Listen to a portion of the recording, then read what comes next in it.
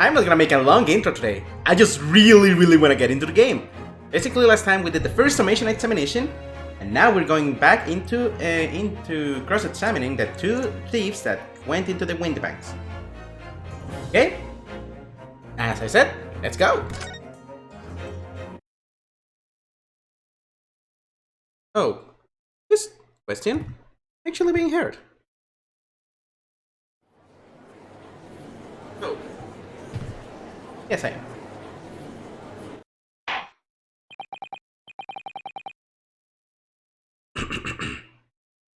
I shouldn't have eaten ice cream before doing this. Also, I just got the AstraZeneca third booster, so I hope I don't get tired or sick or something out of nowhere. I don't think it's gonna happen. I actually feel great. So here we go! Order! Order! Let us resume proceedings. Microphone, you're kinda far away. There it is. Let us resume proceedings. Okay, there it is. Witnesses, you will now retake the stand. That is not good. Okay, as soon as this enters.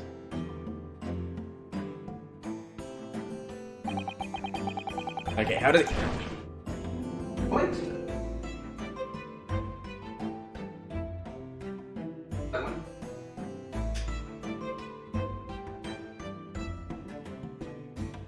This one?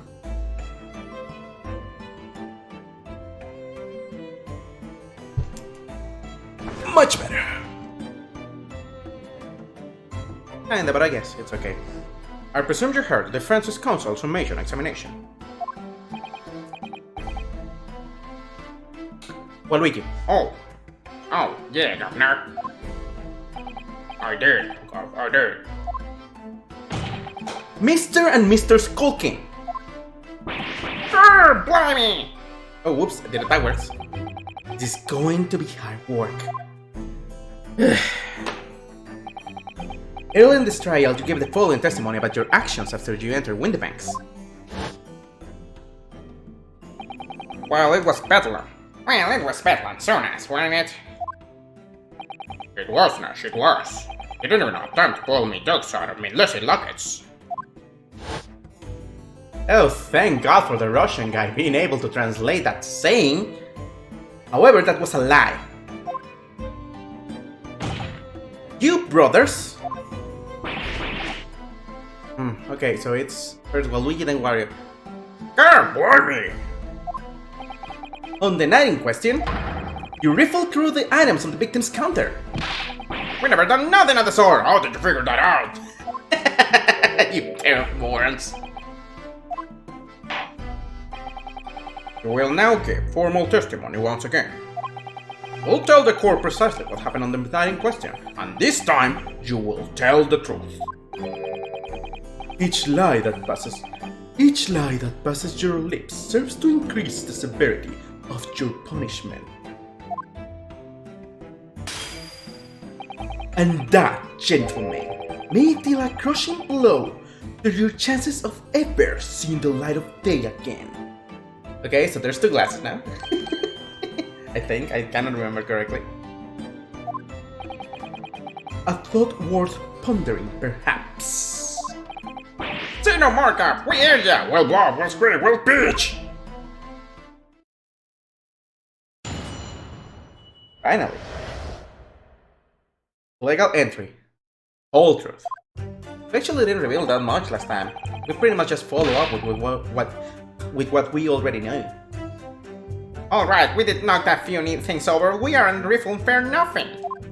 It was when we heard the gunshot, see? Made us all jump and all that stuff went flying. I mean, it didn't have to give me a fright. We was thinking that should have come out the door to get us next. We stuck everything back where we found it and scuppered straight into him in black. Oh, they mean me. Okay. We couldn't have shut the phone broker, see? We never even had a chance, did we? Did you admit the defense's accusation? You did indeed ransack Mr. Windybank's countertop on the night in question. Not ransack, Governor, now. That's right, Nash, that's right. it's more like we tidied up. Yeah. Sorry. By their own admission, these brothers entered the pawnbrokery under dubious circumstances. However, they panicked and fled on hearing the gunshot, having first made good their mess. The way you say it, we hardly sound like roughs at all. Don't rush, we don't. Can't they make us sound a bit more cutthroat?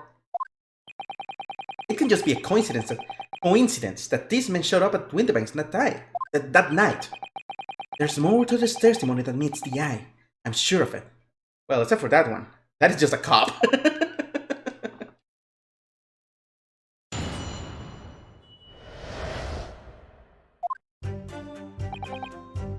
Hold it! If that's the case, then why didn't you testify to that effect in the first place?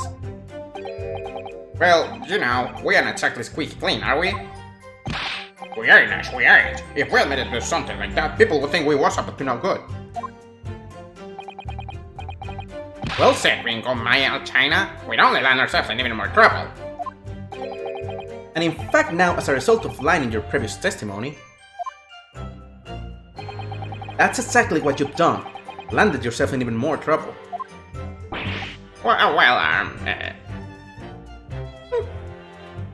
Oh, whoops. That's rotten luck. Says the rotten apple eater. Witnesses. Explain your actions to the court. Why did you ransack the victim's counter? Oh, that's right, I need to share to my friends because I like having a lot of content. There it is. And let's keep going. We never ransacked nothing. Right, Ash, right. More like we tidied up the place up.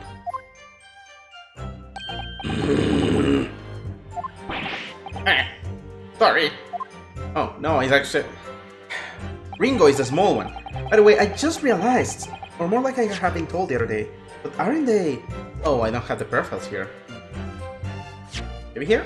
No, okay. It was when we heard the gunshot, see? Made us both jump and all that stuff. Why? Okay, this is what I wanted to do. Our record.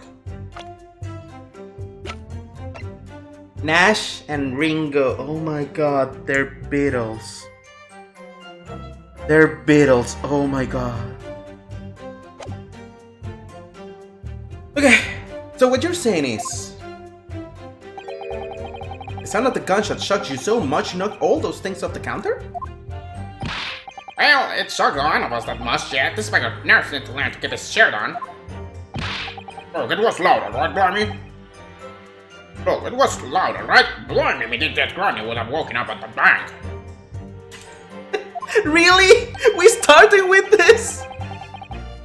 Oh my god. Oh my god. That is very good. Yep. Okay, so now we can go to Eldun with Trucy.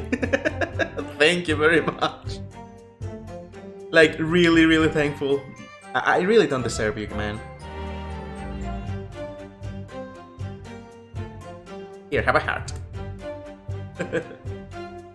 Big Bro Beard screamed like a blooming baby and fell over the counter. He knocked over a lot of books and candlestick and some skull whatnot. But got tangled in some marionette, would knock over a picture frame, would not... Okay. That got tangled in some marionette. What tongued over a picture frame, what tongued them scales on the floor. You've really mastered working quietly then. What a rocket! Me Granny would have been scared back into her grave at a clatter like that. So in short, the gunshot took you by surprise. And then some. It was quiet as a mouse and then all of a sudden, BAM! Wait, when did he react? Okay. So this is gonna be what's gonna happen. Got it. And picture the scene, right? I hear the shot and the next thing I know, there's a skull rolling across the floor. Oh, yeah. that deafening bang in the pitch black. I ain't gonna forget that in a hurry, I can tell ya. And yet, despite being so scared, you had the composure to tidy the mess up. You had the composure to tidy the mess you'd made? Eh? What do you mean, Goff?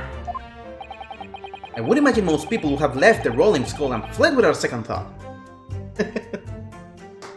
Dude, I know that sounds like there's... I don't know what to say, for real. That was very nice of you. You saved your last stars for me? I'm so happy. Like, for real. I have never gotten stars before. Before what you did yesterday, of course. I hope you enjoy the show, even if it's just me reading along. Try to make it fun for everybody, but... Oh, thank you. Thank you so much. You don't know how much it means.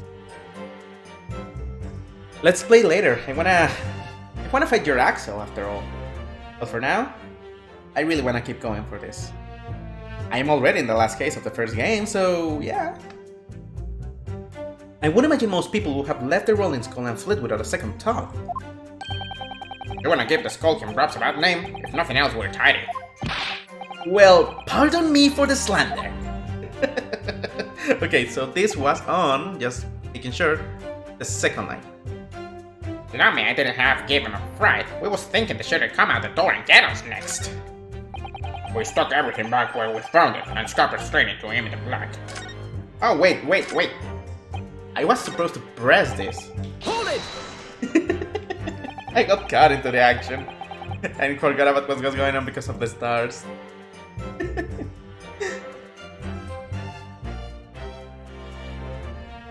The guy of the 8.5. What do you mean? I'm kinda confused about that.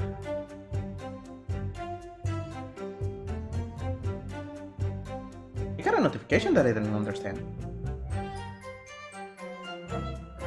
Okay. So you didn't try to open the storeroom door then? Not in their life!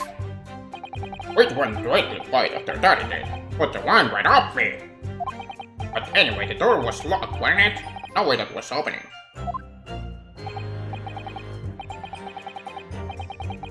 $8.5. Oh my god! You actually remembered your 8.5? You know, with that you just went to 9. Yes, of course. It was locked from the inside, or so we've been led to believe. It was, Rob. It was, Goff. It was. From the inside. Right, so we had no way of knowing what was going on in there, did we? Wait. First that. Log went in, no way that was opening. Right. Leave.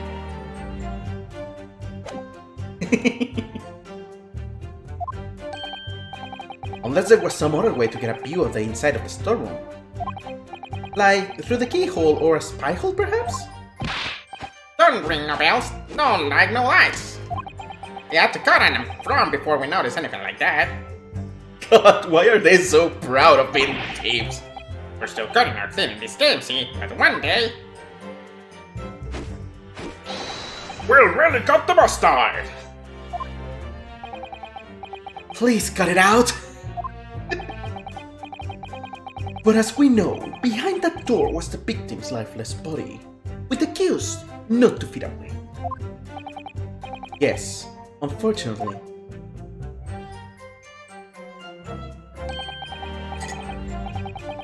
Ah, nice.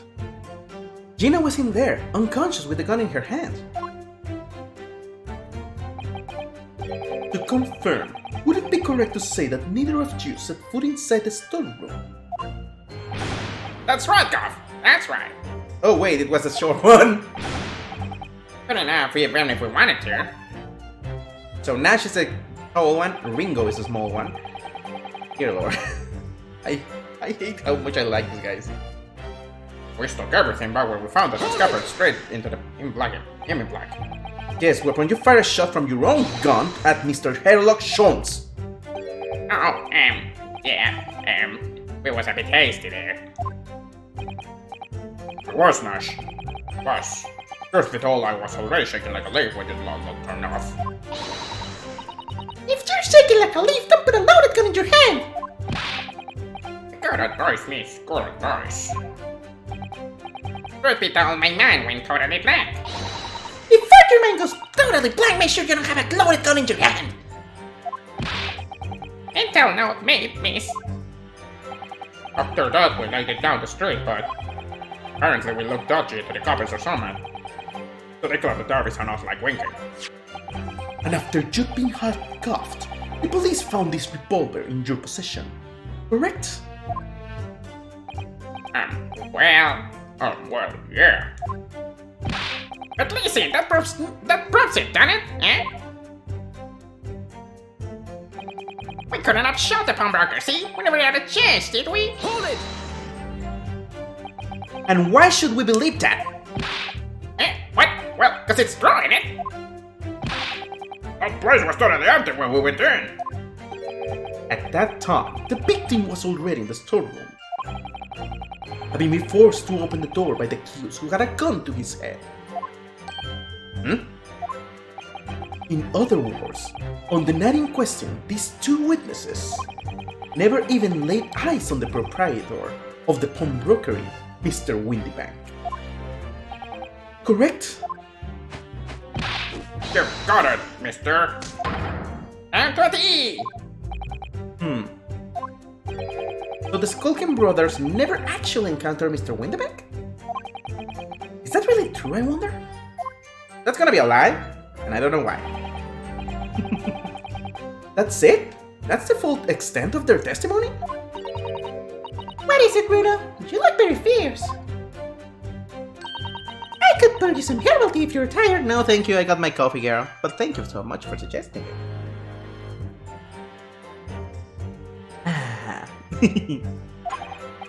Oh, thank you, but I'm fine. Being such a logical thinker, you'll probably laugh. But I feel as though these brothers are still hiding something important.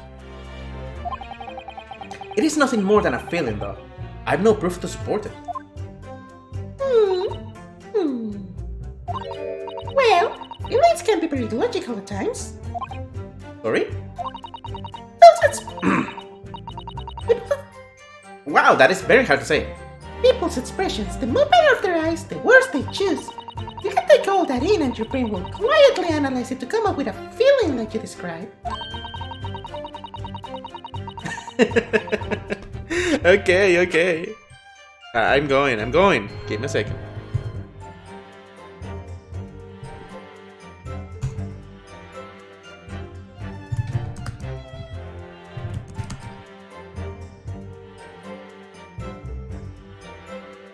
Okay, so where was I? Yeah.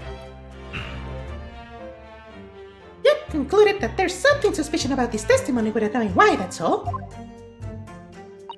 I think you should trust your instincts. Iris, thank you. Sometimes I think if she's 10 years old, I must be 5. Okay, so this is on the second one. Hold it! So they start blabbing like morons. When does he react? Is that right? Oh, there it is. And then some, I mean, it was quiet as a mouse, and then all of a sudden, BAM! Excuse me. Inspector Gregson, do you have something to add? Like I keep saying, I don't appreciate being lumpy with these scoundrels. No, something to add about their testimony. You seemed to react just now at what Mr. Skulkin said. Did it make you think of something?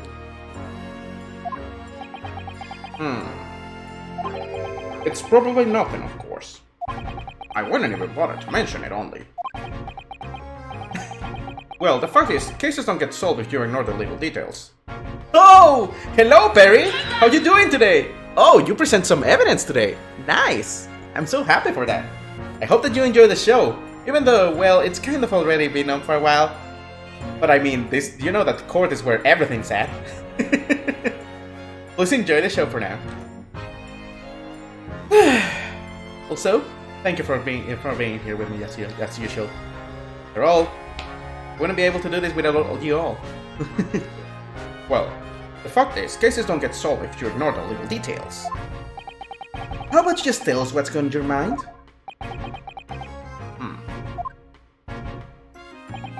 As you know, we brought these fellows into the jar for questioning last night, and the statement they gave them told us a slightly different story to what they're saying now.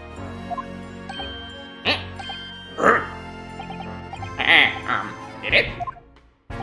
You claim you heard the victim shout something out before the gunshot. Okay, that's new. Might have, God, might have. Does it ring a bell now you mention it? Granted, it's only a minor detail, but still. I can't help feeling like perhaps you've been a bit sloppy with your testimony here, fellas.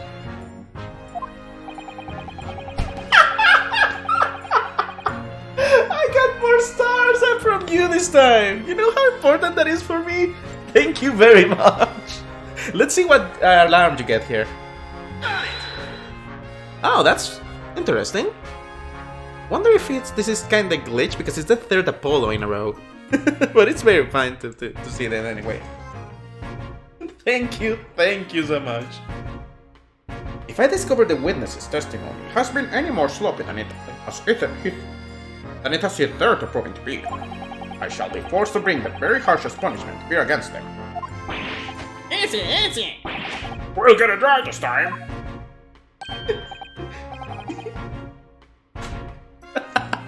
You really are making this experiment? Oh my god.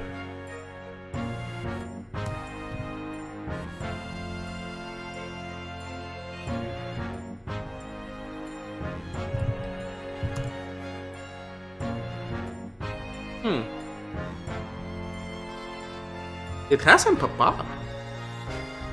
Oh, there it is! There it is! And this time it's Athena! And I like that! I made them impressed at the fact that we get them stars. But yeah, dude, really, you didn't have to. This means so much to me.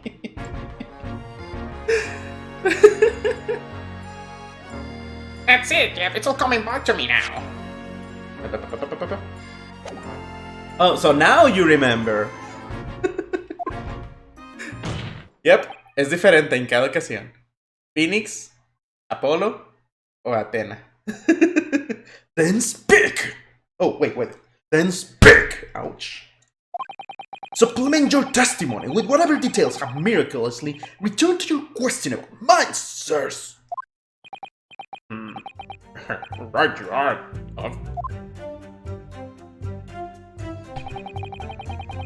Just before the gunshot, we heard the boys yelling out, "Give me that gun!"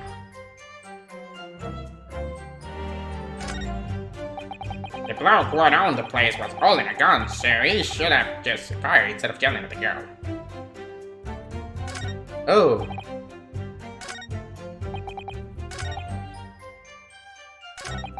These changed twice. Okay, so this one.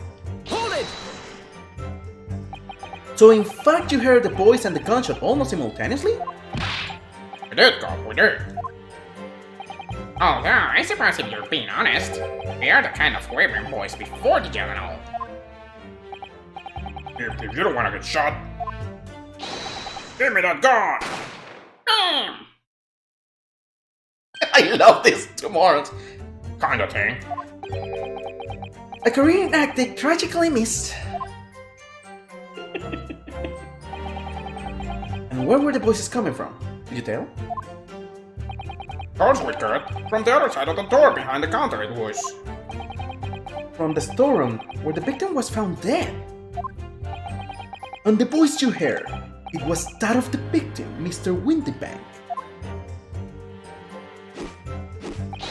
On me, Granny's life, of course it was. On me, it's Granny's life, of course it was. So that would mean that you both knew Mr. Windybank and the sound of his voice. Eh? That would mean what? What dash what? Any ideas? Yes, Counsel, indeed it would. No. We didn't know the keys here. How was I supposed to deny it when the bloke and all the fancy clovers claiming of the evil eye? If you value your lives, you will ensure your testimony is accurate and true. Oh, me granny's life it is. And it's granny's life it must be. It's a good job his granny's dead. To summarize then, immediately after hearing the voice of the victim, you then hear the gunshot, causing you to stumble and upset the items on the counter, scattering them over the shop floor. Yeah, make it sound like we're clumsy. Don't forget we tied it up like... Whoa, I changed the voices. Don't forget we tied it up like good little boys. Anyway, the way I see it... The blow around the place was holding a gun, so he should have just fired instead of yelling at the girl. Wait. Hold it! They're backwards. If they're saying this, either there was a third gun, or Gina didn't have the gun. Wait, no. This doesn't make sense. You're saying that Mr. Windybank had a gun in his hands?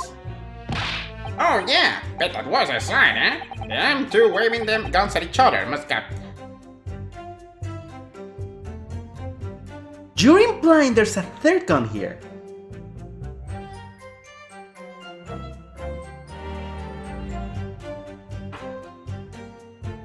That is not in the evidence or the testimony of anyone else.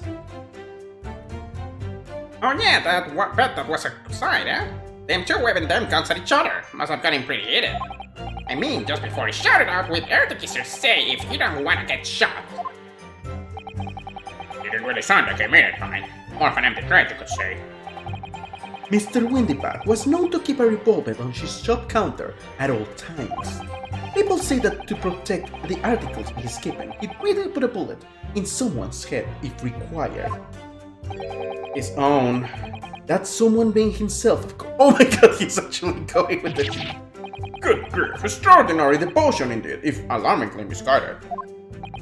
Well, yeah, it certainly sounded like he was ready to pull the trigger the other night. Only the person he was gonna shoot beat him to it. Cook said, go. Cook his goose proper. Okay, cook his goose proper. Got. Better we should squeeze the trigger instead of wasting time shouting, give me that gun. And it was directly after those words that you heard the gunshot? It was more or less at the same time, Cop. Give me that gun! Carly. Yes, a career acting very tragically missed. Then we heard the sound of someone hitting the deck. Or everything went that quiet. After that, we done a slapdash job tying the place up. And that is why they... yeah. There's a contradiction.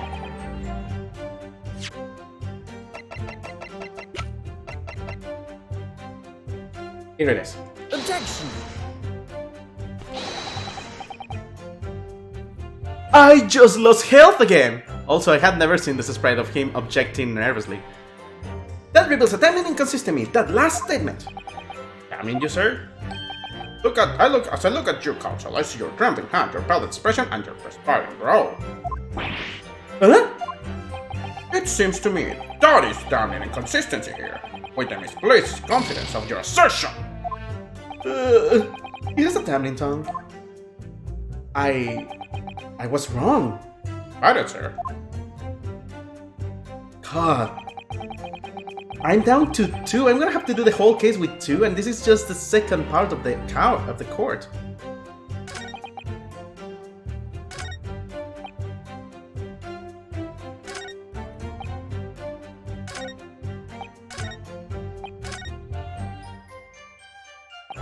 That's it?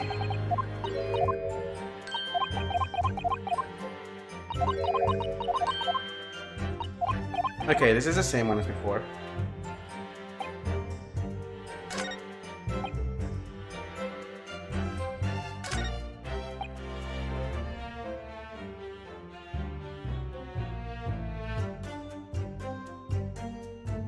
I mean, I see the contradiction, but how do I present it?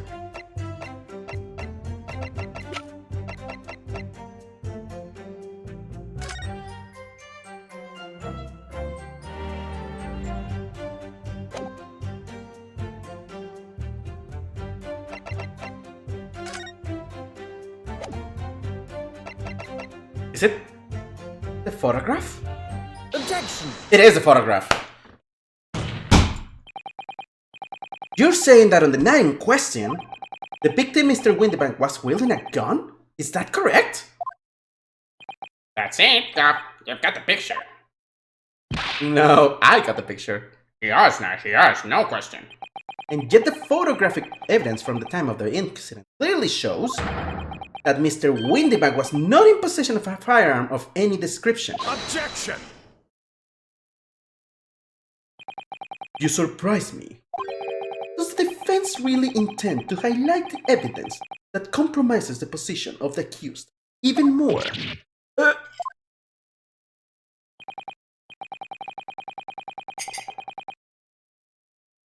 Furthermore, the defense has failed to establish that the photographic print presented was taken a suitable short time prior to the victim's death.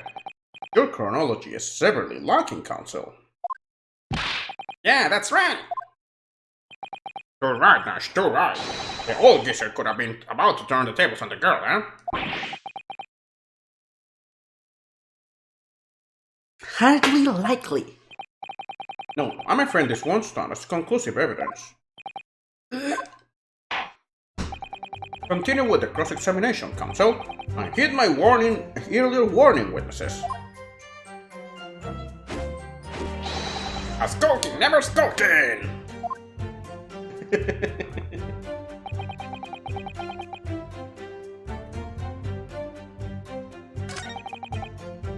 That's interesting.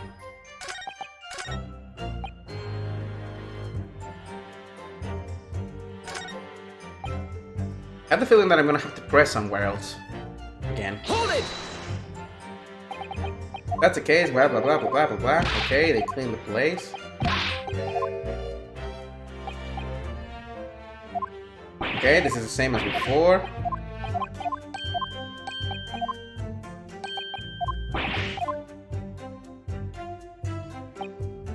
I am caught here.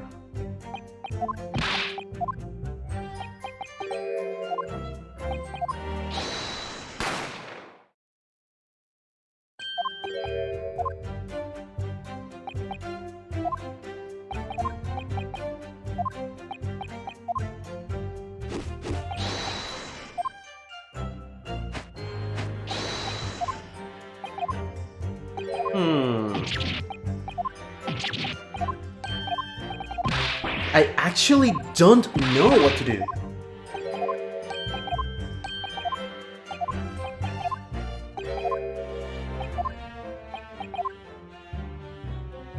Okay, let's check the evidence again.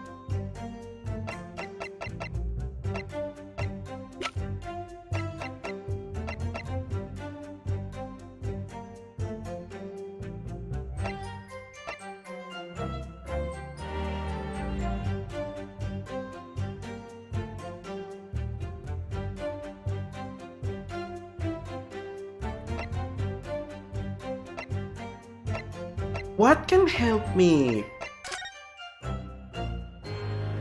figure out the time frame? Oh, whoops.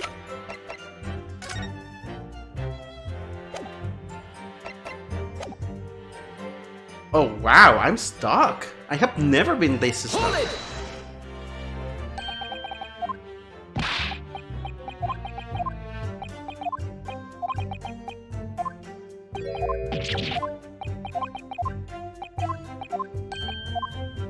And the gun thingy.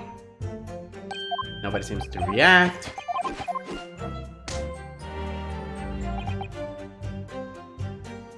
Hold it! So you didn't try to open the storeroom there, not in your life. Yes, of course, it was locked from the inside. For someone like through the heat hole or a spy hole perhaps. Bells, hide. Wait.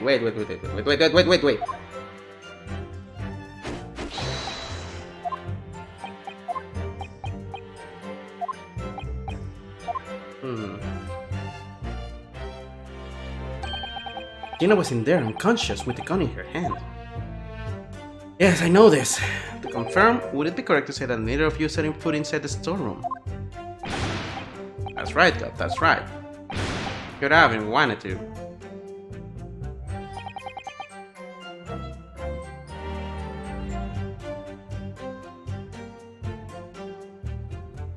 Wait.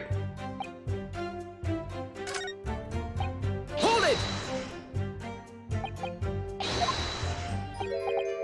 Okay, so this is what happens next.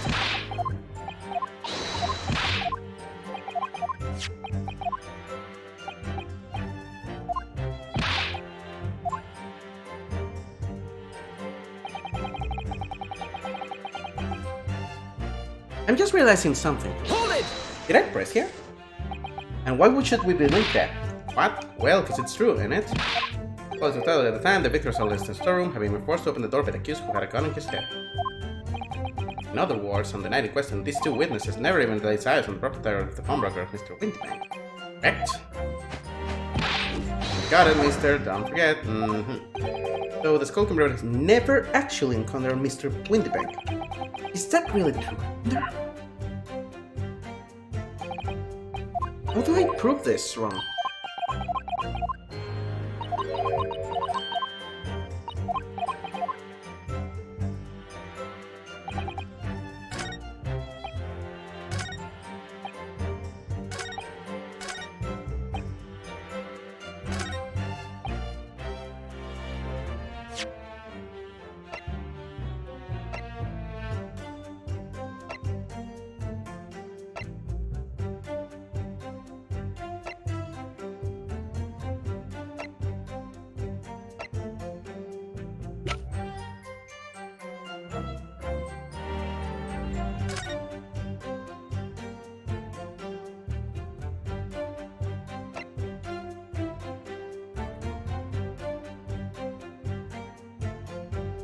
Oh my god, I'm having so much trouble with this one.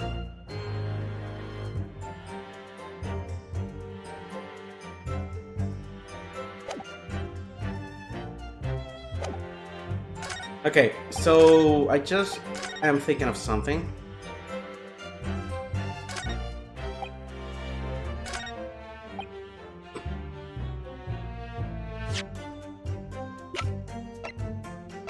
If they were fighting,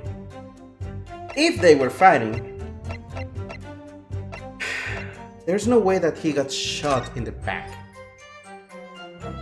Like that.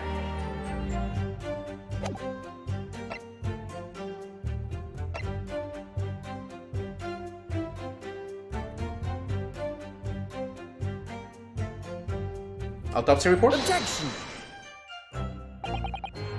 Oh god. The witness list statement is clearly laid out with this piece of test evidence. I'm sorry, Counsel, but I failed to see the connection. Oh! And for heaven's sake, would you kindly desist from that wide-eyed, panic-stricken look you are wont to wear? But it's the only panic-stricken look I know. I'm panicked. I am starting to panic because I really have no idea what to do.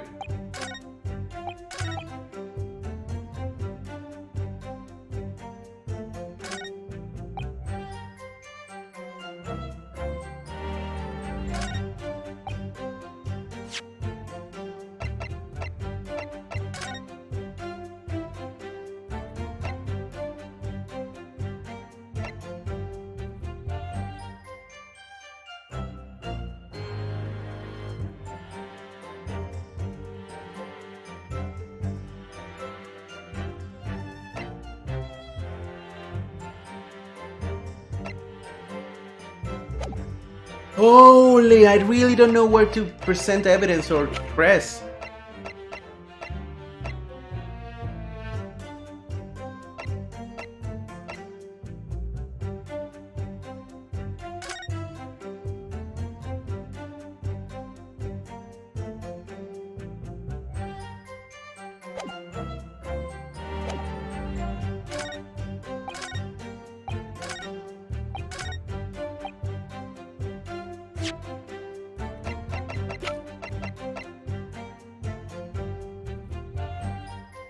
With this? Objection! Wow, I lost!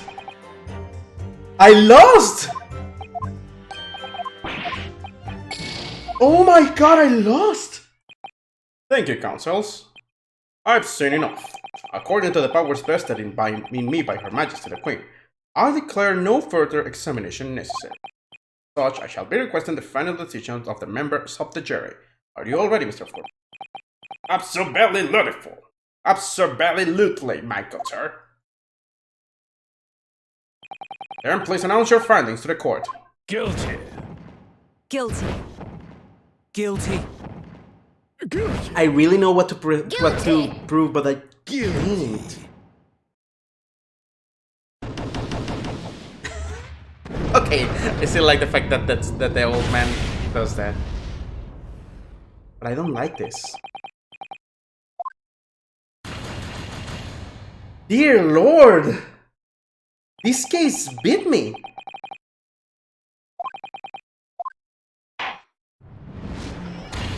Oh boy.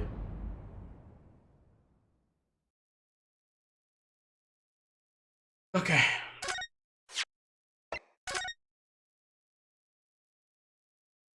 How do I prove that since he was shot in the back, there was no fight here? Okay, let's see if I already have their... Oh my god, I don't. Hold it! Blah blah blah blah blah blah blah blah blah blah blah blah. Then Gregson gets angry. Is that right? Excuse me. They add their 2 lines to their testimony.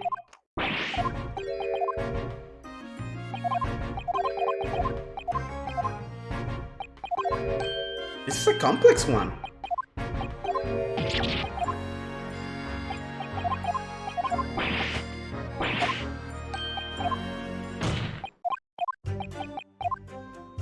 Okay. So I'm actually very surprised. Here I present the gun that she had. Objection.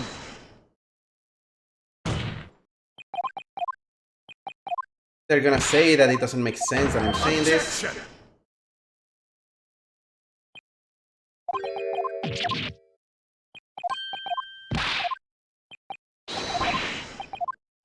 Because I don't have the time of the situation.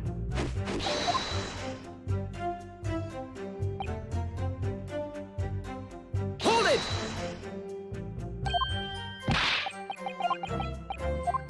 They're trying to say that there's a 3rd gun, and there's none.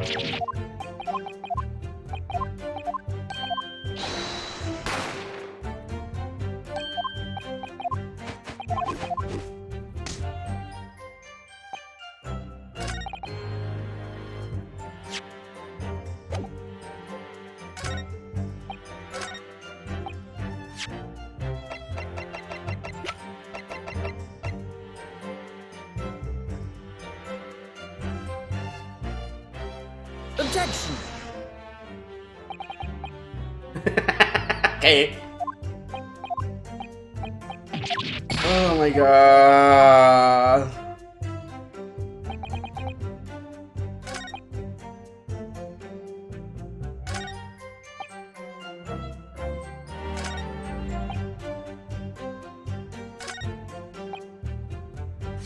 Okay, let's see the evidence I have. Of course, not this.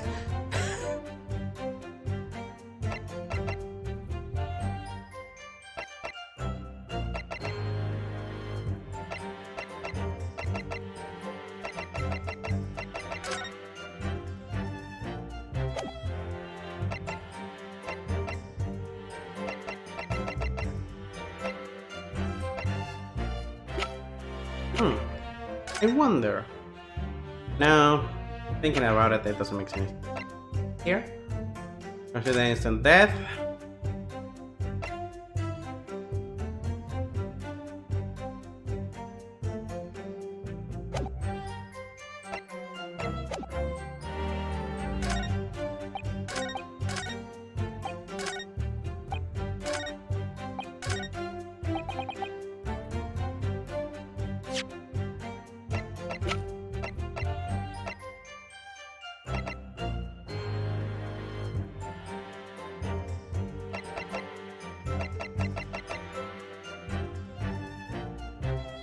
Objection! Oh my god, it was actually the fact that it was from the back. But I should have used the picture. Oh my god. That is gonna have to be a clip, the fact that I got a game over. Oh boy. So you're saying that on the night in question, the victim, Mr. Windybank, was wielding a gun. Is that correct? That's it, God. You got the picture. He asked, Nash. He asked. No question. And yet, photographic evidence obtained immediately after the incident clearly shows that Mr. Windybank was... Wait, this is how we found it. Oh my god, I'm a moron! That Mr. Windybank was not holding a firearm of any description. You what? Gordon Bennett, that ain't right. Objection! There can be no question that the victim's revolver was used in the incident. I would remind the court that Mr. Windybank's gun was found at the scene. Not only was it identified as the murder weapon, but it was found in the accused's hand. Yeah, that mall troller used the victim's own gun to finish him off. Give me that gun! Kind of thing. Hold it! Stay exactly where you are, right there! Hello, ZX! Are you ready for the Friday fight?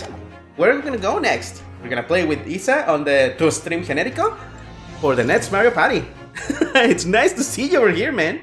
Thank you for giving me the like. I really like that fact. It means a lot to me. Stay exactly where you are, right there! If the crime had taken place as you've so colorfully described in your testimony, it would give rise to an undeniable and significant inconsistency in the final moments you just acted out. Goodness, are you sure, counsel? Oh god, it was in disorder. You intrigue me, my learned friend. But let's see some evidence to support your claim. Where is the proof that demonstrates inconsistency in the witness's portrayal of the victim's final moments? The autopsy. Take that! According to their testimony, the witnesses claim to have heard a shot of "Give me that gun," followed by the gunshot. Indeed. Oh, wait. Indeed. The two events happening almost simultaneously, or so we've been led to believe. Yes, that's right. Now, if that testimony is true, it would mean that at the moment of death, the victim and his attacker would have been facing each other. However, in the autopsy report, it clearly states that the victim died instantly after being shot from behind. So as I stated before, there is an undeniable inconsistency in your testimony, Mr. and Mr. Skulking.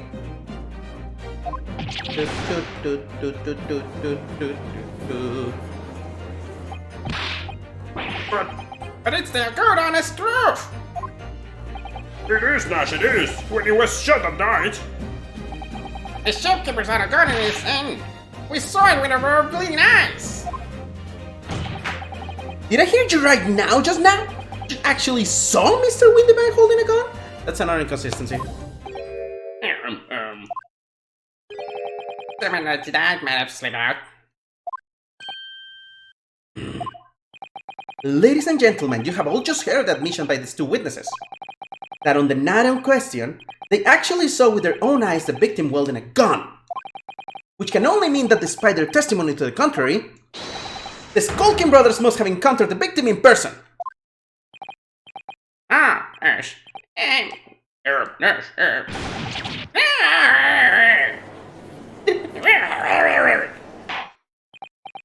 Order! Witnesses, explain yourselves at once! Well, the thing is, it weren't supposed to, It would seem that my previous warning fell on deaf ears. I made it quite clear that false witness would be the death of you. Am I to understand that you replaced the untruths of your original testimony with renewed lies? We were so sorry, Governor. Truth is, Get it out, Nash. Get it out. If we're locked out, you know what it'll do to us. Hello, Alexis. How are you doing tonight? It's already night. Oh, I really like this game. Eh? What are they talking about? Let me make your position here perfectly clear. You will talk. There is no other option available to you. Bro, come on, the game's up. But all we have are gods for garters. But I'll have a gods for garters. In case it hasn't quite sunk in yet, no matter how hard you try to hide it, the truth will come out. Well, they actually managed to trick me once, so... On the night in question, it is now apparent that your brothers met face to face with the victim. I demand that you testify again to explain the precise circumstances under which this meeting took place. Well... Do we have to? On pain of death. I suggest you make yourselves fully aware that this is your very last chance to tell the truth. Confession time, I hope. Alright, so we just got inside the gaff and heaved a sigh of relief when the gizzard showed his mouth. Give me that gun, evil out! And then he flew us at us like he was possessed. I thought we'd had it. For an old gizzard, the glue was strong as an ox. He chucked me over the counter. I pulled my gun on him, and then he legged it through the door into the back room. Never had nothing to do with killing him. That's all what happened, I swear. This is already the lie.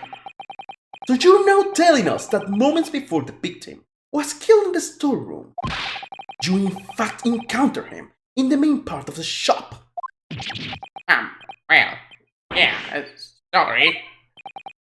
Well, We found ourselves at an interesting juncture. This changes matter considerably. But honest, Governor, this time... this time, Nash, this time we ain't got nothing more to hide. God, they are very fun to voice, but very hard to make it understandable. Very well. Counsel for the defense, you may proceed with your cross-examination. Yes, my lord. This is it. The moment I've been waiting for.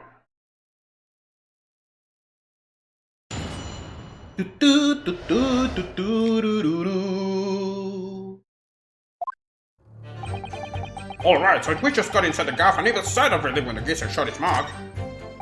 Oh, right. This is actually... Hold it. When you say geezer, I presume you mean the victim and proprietor of the shop, Mr. Windybank. Who else? That's right. We was keeping a close eye on the entrance to the gaff, obviously. But then we never thought no one was gonna come out of the back room like that. The back room being the pawnbroker storeroom? Yeah, that must be where he popped up from. Only place he could have been. So it would seem the victim was already in the storeroom when these two brothers entered the premises. Which means they must have been in there at that point as well. Oh! But that doesn't make sense, does it? If Gina had threatened Mr. Windybank into the storeroom with her at gunpoint, then why would he have emerged from the same room all alone when the brothers arrived?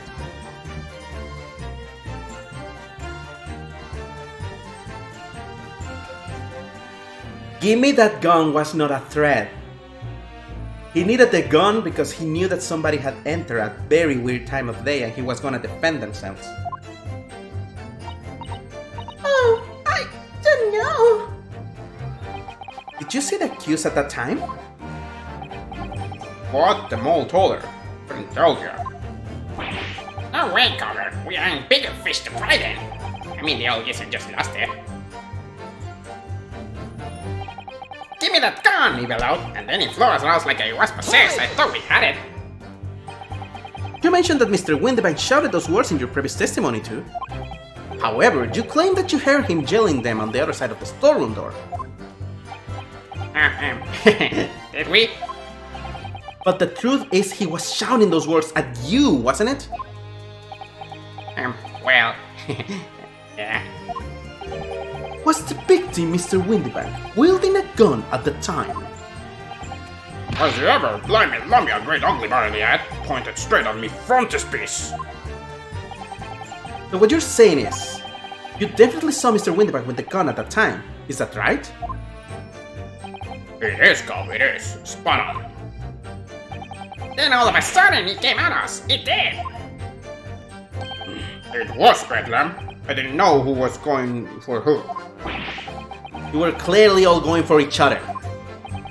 And Nash said we thought we had him. I mean... For an old guesser, the blow was strong as an ox. He chugged me over the counter. Well, you're very small and compact. Yes, I noted that you mentioned the counter in your previous testimony too. Wait, that's when everything fell off. Yeah, well, yeah, 'cause we did. He knocked over a load of books, a candlestick, and some skull went out. That got tangled in some marinade, what knocked over a picture frame, what knocked on the scale on the floor. So in fact, it wasn't the sound of the gunshot that shocked you and made you knock those things off the counter. Well, Big Robbery went flying over the counter like a gunshot, I tell ya, and they all pinned him. It did, Nash, it did. If you hadn't been there, the blow would have flattened me like a brooming pancake in seconds. Oh, I think I know what we're gonna say next. At the time in question, the alarm was raised at the local police station via secret cable from the pawnbrokery. It was? Oh! I just remembered that a Bobby was outside. There is a button under the counter used to activate it, which was presumably pressed by the victim.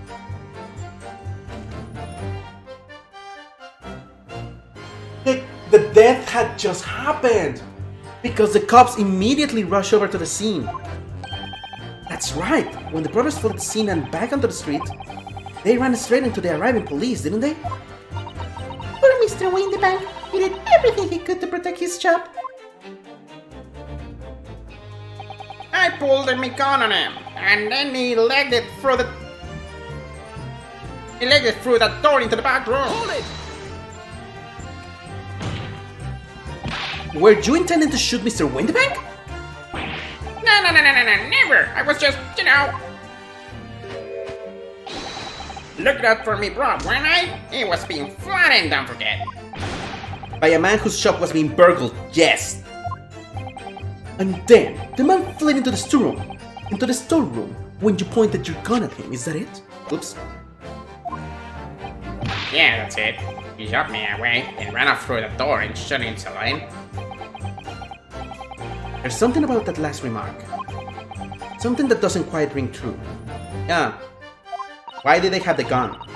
It was supposed to be closed from the inside. I wonder why Mr. Windybank ran away into the storeroom. What? Well, according to what everyone's been saying, Jenny was in there waiting for him with a gun. Ah, yes, that's right. Gina allegedly used Mr. Windybank's gun to threaten him and force him to open the storeroom door. In which case, how did the gun end up in Mr. Windybank's hands again? I have no idea, but that is strange, isn't it? This little inconsistency could be significant. I should make a mental note of it. Look, the point is, me and me prop here. That's right, Nash, that's right. Me and me bro here. We never had nothing to do with killing him. That's all that happened, I swear. Hold it! You say you had nothing to do with it? Nothing at all. Nothing, Gob, nothing. The old geezer went and shot himself in the back room, didn't he? Look, it was from the inside. We know it was, because we tried to open it. But it's a decent door, that one. Good and strong, wouldn't budge an inch. So in the end, the situation remains unchanged. Inside the storeroom with the pawnbroker, there was only one other person. The sole person who could possibly have shot the victim, the accused, Miss Gina Lestrade. It would indeed appear so. What say you to that, counsel? I don't know. Was there anyone else apart from Gina who could have possibly shot Mr. Windibank?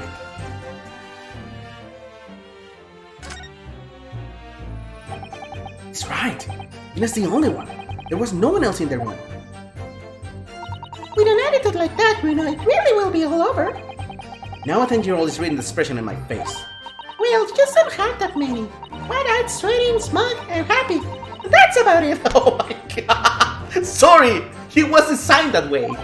Surely there's more than that, isn't there? Anyway, I think you might want to consider some other possibilities here. Or rather, I think you should have to. Otherwise, we won't get anywhere. Or rather, you won't get anywhere.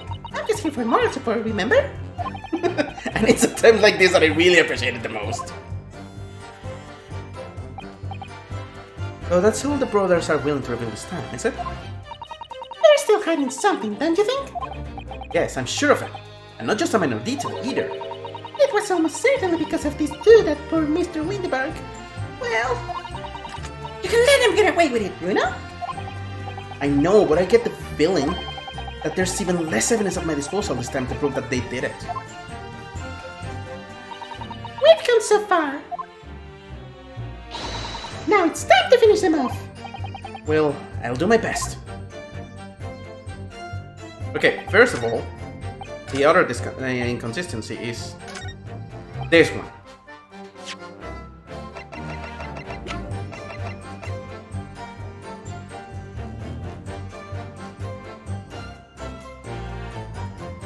It's this. Objection! It's not this?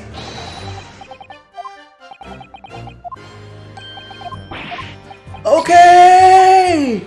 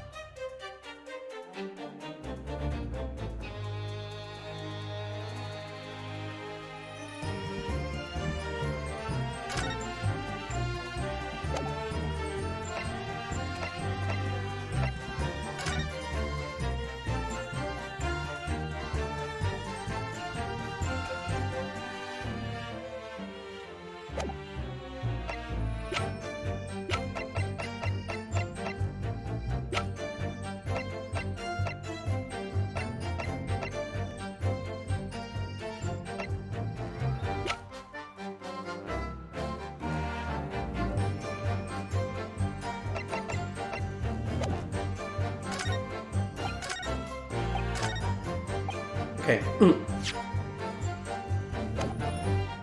Hold it!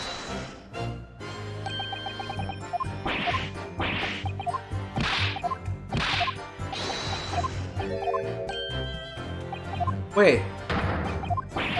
So is there a third gun or not?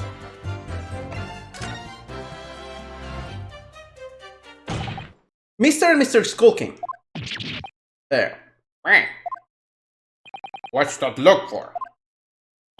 From the moment you admitted that you encountered the victim face to face that night, the course of this trial changed completely. It did. What is your point, my learned friend? Oh, I'm kinda scared of you going racist here again. The question we must answer is who could have shot Mr. Windibank? And it is the belief of the defense that the defendant is not the only possible answer at all.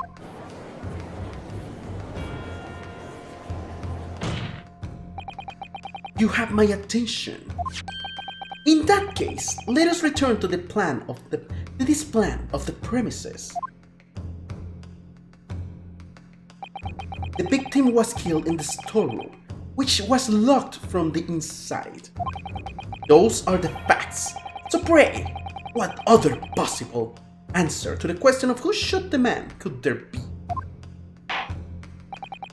Counsel, you must now provide answers to the court in respect of two conundrums. Two, my lord? It's as many chances to be right, maybe. Indeed. Namely, from what location did the culprit shoot the victim? And furthermore, where was the victim at the time? Understood, my lord. Aren't you alright, Bruno?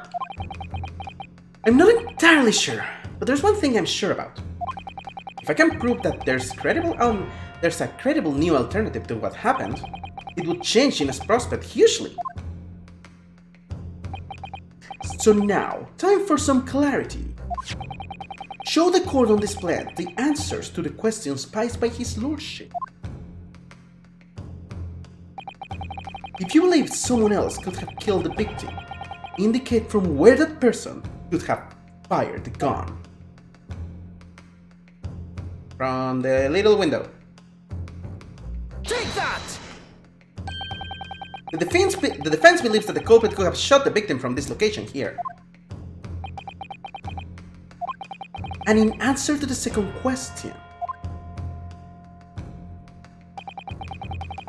assuming the culprit fired from the location indicated, where was the victim at the time? Take that! Yeah, there's nothing that say that he cannot just shoot from the outside of the storeroom.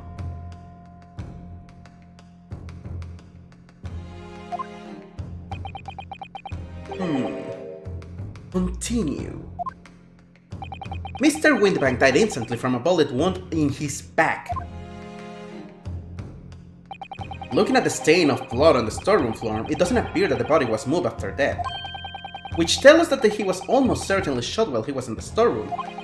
However, the crucial point is, where was the shooter when the fatal bullet was fired? So you are adamant that the shot was fired from outside the storeroom? Well, according to the Skulking brothers' earlier testimony, I pulled my gun on him, and then he laid it through the door into the back room. if Mr. Winterbank ran away through the door, we have to assume that the door was open at the time. Ah! It was at precisely that moment when the victim was fleeing for his life that these brothers had the perfect opportunity to shoot the man in the back once he was inside the storeroom. I almost lost my pose there. Reveal the truth!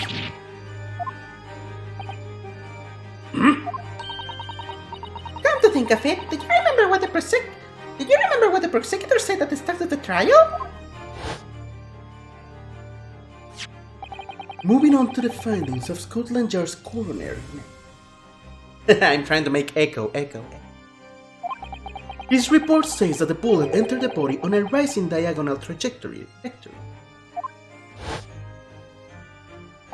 It means the victim was likely shot by someone significantly shorter in height than himself. Oh, I knew that they were coming with this, but I actually did not think of the door being open.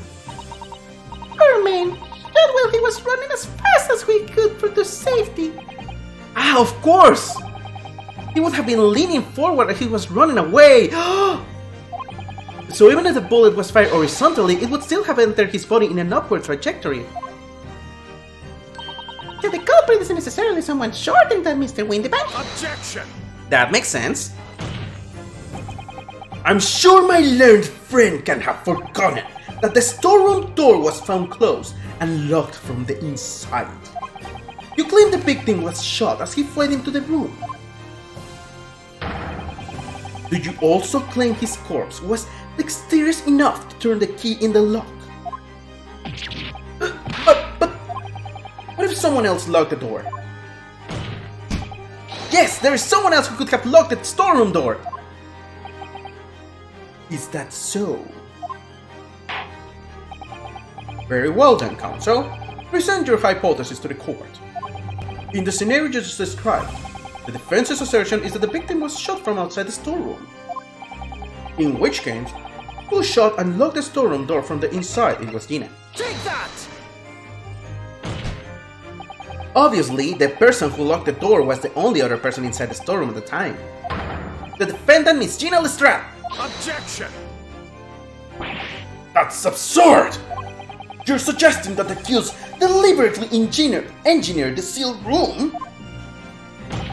For what possible reason?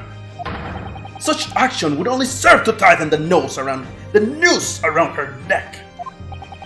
I am inclined to agree, I must say. Well, counsel? Yes, that's a tricky one, isn't it? I mean, it's so easy. I mean, she could have just closed it to be away from the thieves and grab the gun in order to have something to defend herself with, but also have fainted because she was scared. Have fake notions have no place in my courtroom. Counsel, remember that, please. But of course Ginny would have locked the door. It almost goes without saying, doesn't it? It does? Well, if I was Ginny in that situation, I know I would have locked the door as quickly as I could. I mean, those two bucklers had just fired a gun in her direction, hadn't they? Yep. Yes, obviously! Before the two brothers arrived, Miss Lestrade and Mr. Windibank were in the storeroom together. Now, I don't know what went on between them at the time, but at some point, Mr. Windibank must have heard his intruders breaking into his shop and left the storeroom. Intruders, huh? That's us wrong. If your theory is correct, then that would leave the accused alone in the storeroom. Yes, it would. Then, probably only moments later, the victim fled back to the storeroom door, hoping to escape danger. Hit in the back by the bullet, Mr. Windibank fell to the floor where he was, just inside the storeroom. And what we have to ask ourselves now is, what would the defendant have done in that moment? I see where you're going with this. Outside the storeroom was a terrifying killer who had just murdered Mr. Windibank. As soon as that thought struck Miss Lestrade, she slammed the door shut and locked it. In order to save her own life! Hold it! But I ain't. I mean, we aren't the ones who have done it. We ain't! You gotta believe us! I mean, come on! We never shoot no one! Objection! You already shot Jones! That's blatantly untrue. I know for a fact that you would, because before my own eyes you shot Mr. Herlock Jones. There is one logical conclusion here. Mr. and Mr. Skulking, you brothers had every opportunity to have been the true perpetrators of Mr. Windibank's murder.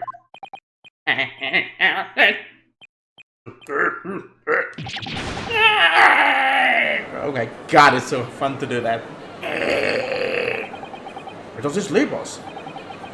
Mean to say it wasn't the pickpocket who shot the pawnbroker after all? I should have known it was those three brothers. The biggest shit is the dense forest. That was amazing, Runa! All the members of the jury seem to be firmly on your side now! I know, first time ever. And probably the last. Well, I think you've done it. You will have to give a verdict of no.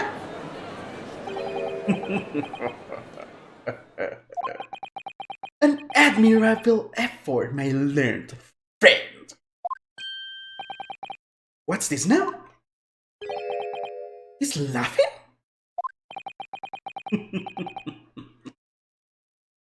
You find the situation amusing, Lord Van Six? I find myself the defense arguments more persuasive. Pisto! I dare say, such chicanery is the bread and butter of the street performance in your provincial Eastern nation. Yes, I'm racist again. Thank you for asking. But such blatantly malicious conjuring tricks amount to nothing more than inexcusable pettifoggery here. What? The hypothesis you put forward so ostensibly credibly cannot and will not stand. Because you see, it contains a fatal flaw. It does? Do you mean to tell me that you're unaware of your logic's failing? I say, Lord Van Six. Might be an idea to split this valley conjuring trick or whatever it is the troops on the ground. The fatal flaw in my learned friend's argument is really very simple to understand. ¡Pisto! Chicho, if you're watching this, acaba de desmadrar su pisto para establecer un punto. Assuming you're not too dim-witted to count bullets. By George, count bullets! Oh dear. You noticed him. Huh? What's everybody talking about? Council! Yes, sir? Tell the court, how many bullets were found at the scene of the crime? Two! 2 bullets! Correct. The first, that which hit the victim in the back, ending his life. And the second, that which struck the detective, Mr. Sherlock Holmes, on his arrival at the scene. Indeed.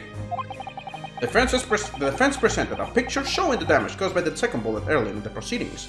Oh! Wait! They shot 1 bullet.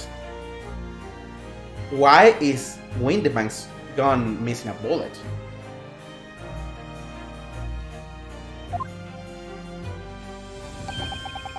The bullet which injured Mr. Jones appeared to have passed through his body to strike the calendar. I am surprised that they didn't show blood on that scene. Your lordship's understanding is correct. Furthermore, we know there are 2 firearms involved in this incident. The revolver belonging to the victim, Mr. Windybank, and the Skulking Brothers revolver. The evidence shows that a single bullet was fired from each gun. Yes, indeed it does. A single bullet from each. Now then, my learned friend. You yourself told the court only moments ago that these 2 brothers shot Mr. Sherlock Holmes right before your eyes. Yes, I did. Oh my goodness, I think you'll find that if the single bullet was fired from the brothers' gun hit Mr. Holmes, it means... Windybank's not shot by same gun. Stop. Only 1 bullet. Stop. Exactly. Yes, this Nipponese street performer presented an ostentable, credible argument. However, it was never anything more than a diversionary trick with no hope of standing up to scrutiny.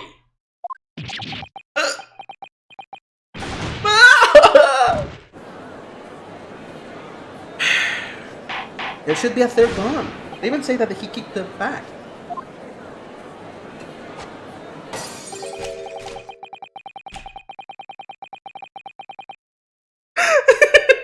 Okay, there it is again. Pray, forgive the discourtesy of flinging the dregs of this hallowed nectar into the public gallery. Lord Van Six! Did you injure someone again? But this court needs to open its eyes. The accused Miss Gina Lestrade is no ordinary little girl. Despite her young years, she can, regrettably, no longer be described as a juvenile. No, the person in the dock is far from a law-abiding citizen. She has a past riddled with criminal conduct. The truth is, the accused broke into the pawnbrokery on the night in question with loathsome intent. As we can see beyond in this print, which depicts her threatening the victim with the murder weapon. That is actually true. And I have here in my possession one more piece of evidence the prosecution wishes to present. A disc?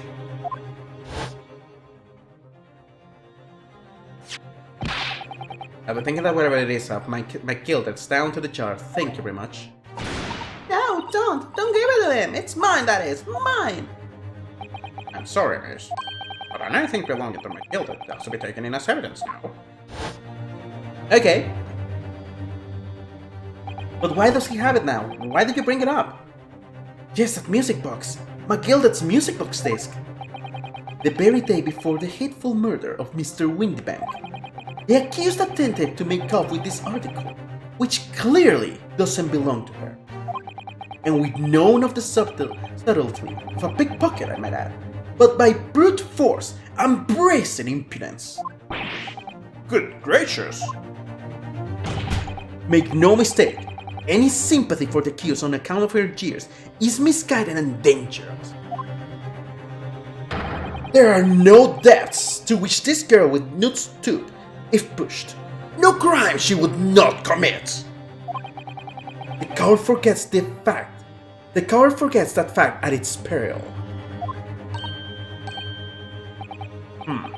I see. I think it would be prudent to take this music box case into evidence, Counsel, as a grim testament to the defendant's character. Lurban 6 I am! Inspector Gregson? What? Wait, why him? Yes, Inspector? We had a meeting yesterday at the jar with the prosecution service and, I think it was agreed that this wouldn't be used as evidence. Wait, really? What's this all about? Why is the Inspector acting strangely? That's the first time he said anything to Band 6 at all. I am unaware of any such meeting. But those were the instructions right from the top. The government bigwigs were insistent. Inspector, I am the prosecution, and I alone determine how to present my case. Your warning is noted. Thank you. Oh God! The prosecution wishes to proceed with submitting this discussed evidence, my lord. Hey, bailiff.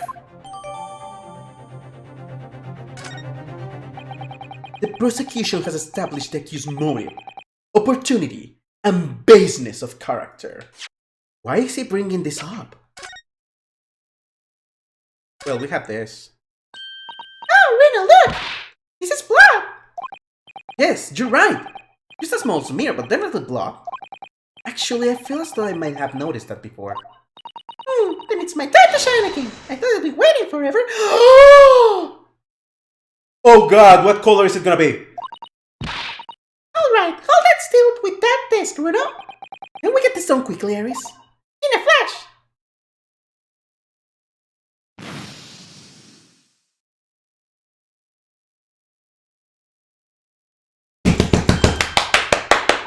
Oh my God! And I know who is this! He was there? Oh, a lovely bright shade again. Wait! Wait!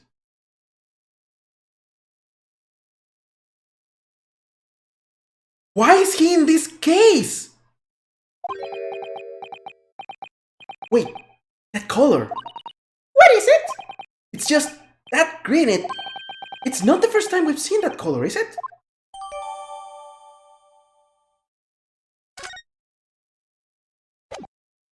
I was not expecting this.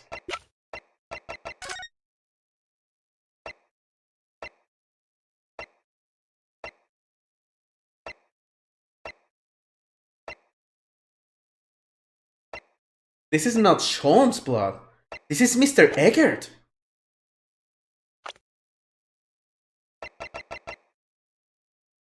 What are you doing here, man?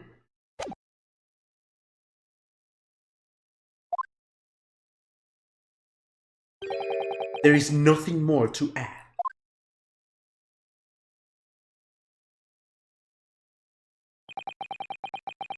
Ladies and gentlemen of the jury, I await your informed decisions and rest my case. Contradiction! Contradiction to my whole case! Why? I don't believe it. I had the jury on my side for once, for all 5 minutes. Oh dear. It wasn't even for 5 minutes, Rena. My lord! I wonder if I might say something at this point. Proceed, Mr. Foreman. Been something about in a bit of a fuck up till now after it all, but all of a sudden... The answer's barely obvious to me and my man. There's only one thing for it. Oh, no. Very well. The court will hear from the jury. Ladies and gentlemen, you will present your leaning as the defendant's culpability. Guilty. Here we go again. Guilty. Guilty. Guilty. Guilty. Guilty. I really like that guy.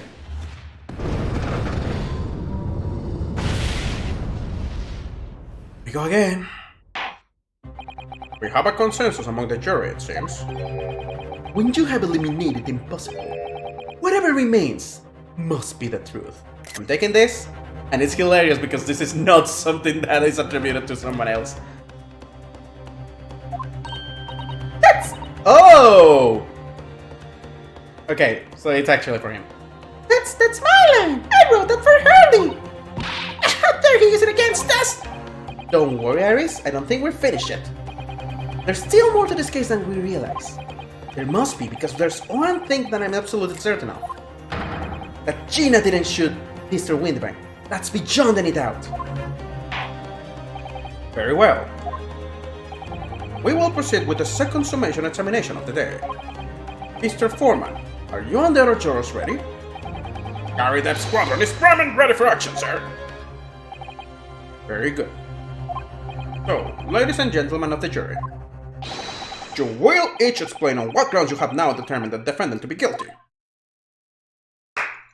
Ba ba ba ba ba ba ba ba ba ba.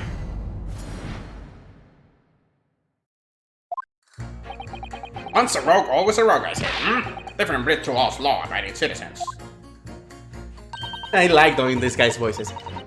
As only 2 bullets were found at the scene, I would say the whole case is done and dusted. You don't need a stereoscope to see the truth here. Every which way you look at it, it was that pickpocket. I never imagined that simple operation would cause me such a grief. Oh my god. The accused dead to the death on the previous day. I can see him and I'm in for a busy day ahead. I am ballistics expert. I have seen many shootings. There is nothing I do not know about guns. Are you going to... Ballistic markings. Are you gonna talk about ballistic markings? It would seem there's little remaining room for doubt. I have to admit, I was rather bowled over by that argument, put forward by the chap in the black. But when that fell apart like a house of cards, I saw that I'd jolly well been hoodwinked. Well, no more! The whole quorum is turning against me. It's not fair! Iris?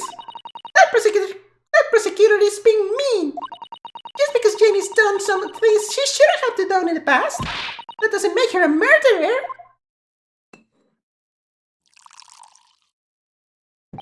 I am getting sloshed. Allow me to savor this fruity vintage while I savor the spectacle of your fruitless debate on the matter. Here's to the truth coming out. Eventually. And this one?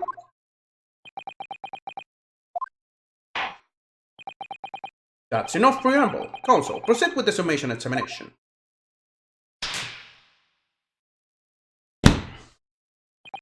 Yes, my lord. Ow. Ow.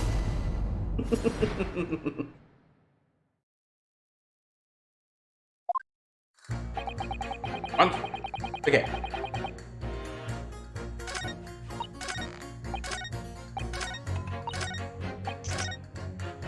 This is what I want to see. Band 6 has managed to convince everyone. When you have eliminated impossible, he said, but he hasn't. If we're going to fight back, we need more material. We have to fight back. We have to turn this trial around again. Hold it! Just because Miss Lestrade has a history of pickpocketing, she must be guilty of murder. Is that what you're saying? Oh, well, Are all members of the British Army so quick to judge? I beg your pardon? Are you mocking Her Majesty's Armed Forces? The greatest military organization in the world! No, I'm simply illustrating my point. Making assumptions about people because they are a soldier or a pickpocket is wrong and dangerous. Well, yes, I have a point there, I suppose. But let's note for a girl that the girl had already shown she had it in hair from before. I have an idea. Well, let's not forget the girl had already shown she had it in hair from before. She's clearly a criminal sword through and through. Can't deny it. When you say that she'd shown she had it in her, are you referring to this? Exactly. Try to swipe that only at a year there, Or am I mistaken? Not exactly. Even that I was actually there at the time, it's hard to refute that. I've never actually seen the real thing. I can't wait to have a closer look at it. Oh yes, of course. Actually, you already did, but let's just avoid that fact. Mr. Shum did use his caramel bars to make a copy of the disc, didn't he?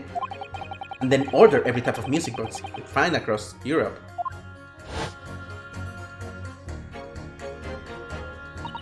We still don't know what tune it plays through, though, do we? But I'd love to see how the original compares to Hurley's copy.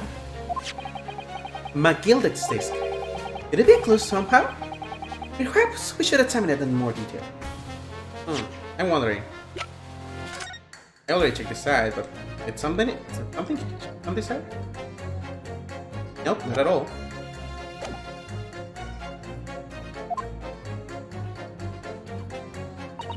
As only 2 bullets were found at the scene, I would say the whole case is done and dusted. Hold it! It's the number of bullets that has you convinced.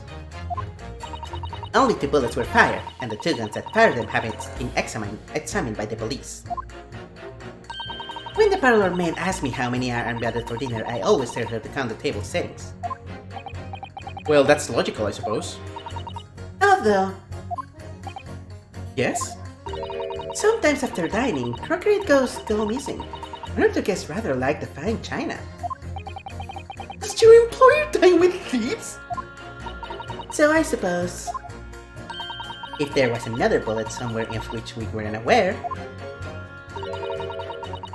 I'd have to reconsider my position. A third bullet somewhere on the scene? That be possible? At this moment, no, but I can tell already this is gonna happen. The bullet is actually inside. It was actually inside Mr. Jones. It was removed, and the other bullet is actually.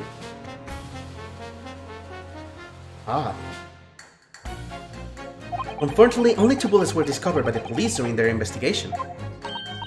yes, I know. Right? And I don't imagine the good men of Scotland Yard would have overlooked anything. If I missed a bullet while I was cleaning his lordship's office, well, I should receive a sound scolding, I don't doubt. And he should receive a visit from the police, perhaps. It sounds like a crime scene to me. Well, that is pretty much what happens with this game. Perry, this game is just amazing for me. It's just a lot of drama. a third bullet! It would completely turn things around if there was one, wouldn't it? Do you think we might find one lying around somewhere? More like inside somebody, and I'm pretty sure that's why we're gonna bring the dog here. But, let's see. You don't need a stereoscope to see the truth here. Every which way you look at it, it was that pickpocket. Hold it!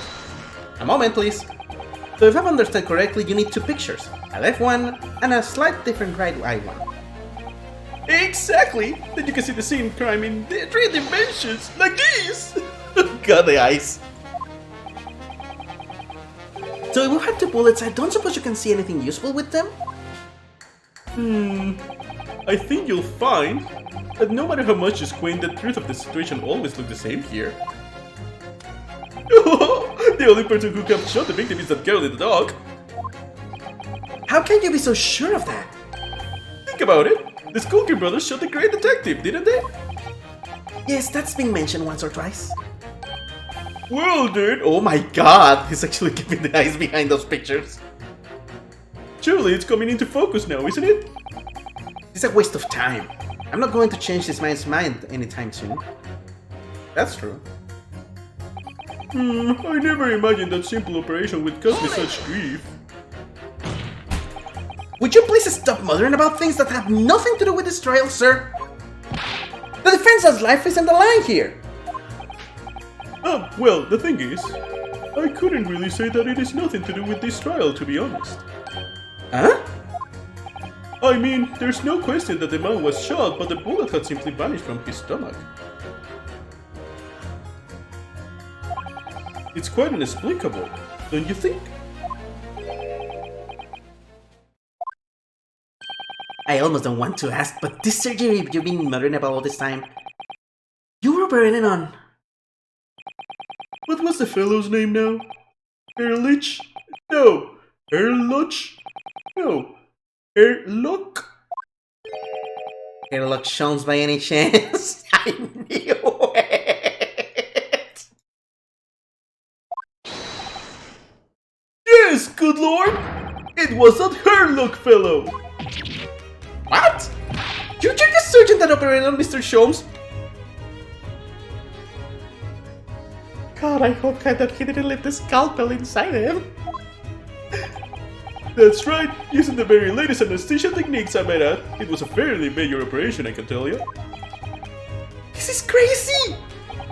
Let me see. The fellow was brought in not long after midnight, if I remember correctly.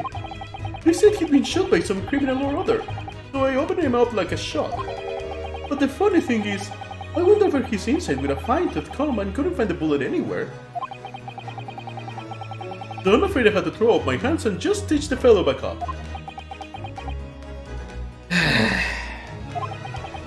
I hate to state the obvious, but... Yes? surely that's because the bullet is still at the scene of the shooting. The counsel for the defense is correct. Oh god. Because I jumped the scene so much, they don't know that the bullet... Well, Ryunosuke doesn't know yet that the blood is not Sholmes. As is clearly shown in this photographic print. The bullet that the Skullcream brought was fired as Mr. Sholmes hit him in the stomach region. Then exited his body and lodged into the shop where the calendar was hanging by the door. I think you'll find it's really quite simple if you just consider the problem three-dimensionally. Oh, who do you think I am, son? Well, error number 4 is the best I can do. As soon as I saw the wound to the man's stomach, I flipped him over. Like a pancake? Are you saying that you checked his back? Of course I did, and there wasn't a trace of injury. No sign that the Bullet had left the body at all. Where is the bullet? What? That's the point! The only logical conclusion was that the bullet was still somewhere in the man's innards. Which is exactly why I said about slicing him up. And I'm still none the wiser, even now. How many times I have to say it? Can somebody explain how it happened? Can somebody please explain the mystery? It's almost as much as a mystery as how this jury was put together. The mystery of where that bullet ended up is infuriating. Where's an expert when you need one? Mr. Sholmes' surgeon is on the jury. I've experienced some coincidences recently. This is ridiculous. I'm as surprised as anyone. But there's no question that Mr. Sholmes was shot. Well, that's what the police told me when they brought him in. Was Mr. Sholmes hit at all?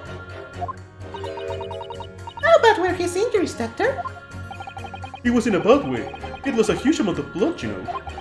And I suspect he was shot at quite close range too. Because his skin was badly burnt around the point of entry. Burnt? Wait. That signals that the gun was shot at close range. As I said, I flipped the fellow over and examined his back, but there was no sign of an exit wound. Which is why I thought I'd better locate the log and pop it out. And yet you say you found no bullet inside the patient? Well, I wouldn't have done, would I? Because it's in the wall of the pawnbrokers. But how did it get there? I need someone to solve this mystery before it drives me to insanity! Sholmes, did you even get shot? If only there were some expert in ballistics who could help, even if he looked extremely untrustworthy.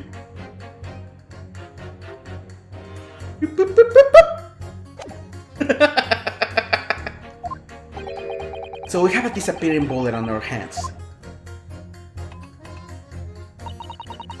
The accused attempted a theft on the previous day. I can see I'm in for a busy day ahead. Hold it! Why? What do you mean during for a busy day? Forget to say. Stop. Do excuse me. Stop. I am a communications officer. Stop. An officer? Does that have something to do with sending telegrams? Everything from personal message written by members of the public to the latest news in the capital. I convert all the message into Morse code and tap it out to the entire world electronically. To the entire world? So she's not doing this for fun. And she was not writing the last one for fun.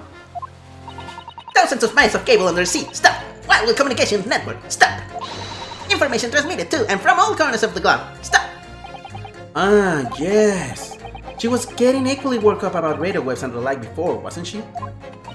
I specialize in communication information from the government departments and newspaper offices. I see. I'm sure I shall have to wire the newspaper's reports of today's guilty verdict later. So no sleep for me tonight, I imagine. Let's just finish this trial first, shall we? I am ballistics expert. I have seen many shootings. There is nothing I do not know about guns. Help me. I thought you were just a theorist. Good day. I am visiting London for sightseeing. I would like to take bus to Crystal Tower, please. There's no way he's just a visiting tourist. So you're a ballistic expert? Who knew? I have much experience with guns. Ah, I have lived through many, how do you say, extreme, violent path of, no, lot of, okay. Ah, extreme violent bloodbaths perhaps? Oh my god. Are you sure you're not the revolutionist? Those extreme violent bloodbaths. Oh, leave the poor mouse alone, man. English is very difficult, dog. Agreed. Considering the sort of people you associate with, I'm surprised you still have a thumb. Anyway, if you have questions about bullets and guns, you ask me. There is nothing I do not know. No mystery I cannot solve.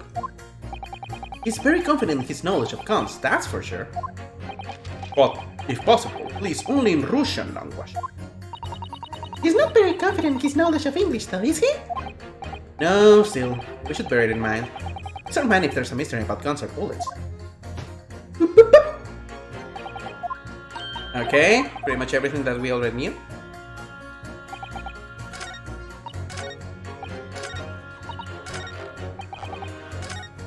Here it is. It. Objection! Those two statements clearly contradict the idea that all I do is spin jurors against each other.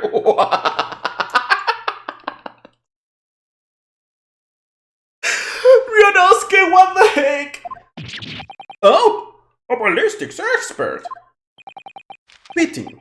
P-I-T-E. On the night in question, Mr. Shom was shot by one of the Skulkin brothers. But since there was no sign of an exit wound in his back, we must assume the bullet didn't pass through him. However, no bullet was found lodged in Mr. Shom's body either. Furthermore, a bullet was found lodged in the wall of the shop where Mr. Shom was shot. Juror number 6. Hello, my name is Bilen. Pleased to meet you. This apparent contradiction in the facts that is so clearly troubling juror number 4. Are you able to explain the mystery? I have seen very similar situation in Motherland. It was night. There was blizzard. I was running away along mountain road in freezing cold.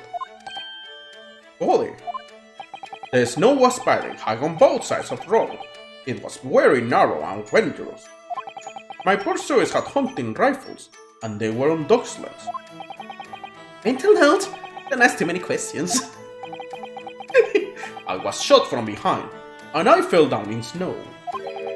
And this situation was very similar to what I heard today from Doctor. They could not find bullet in my body. No sign of, how do you say, exit wound. Then where did the bullet go? Bullet never hit me. Well, if it never hit you, why did you fall down? Bullet hit frozen wall of ice very close to my side. So it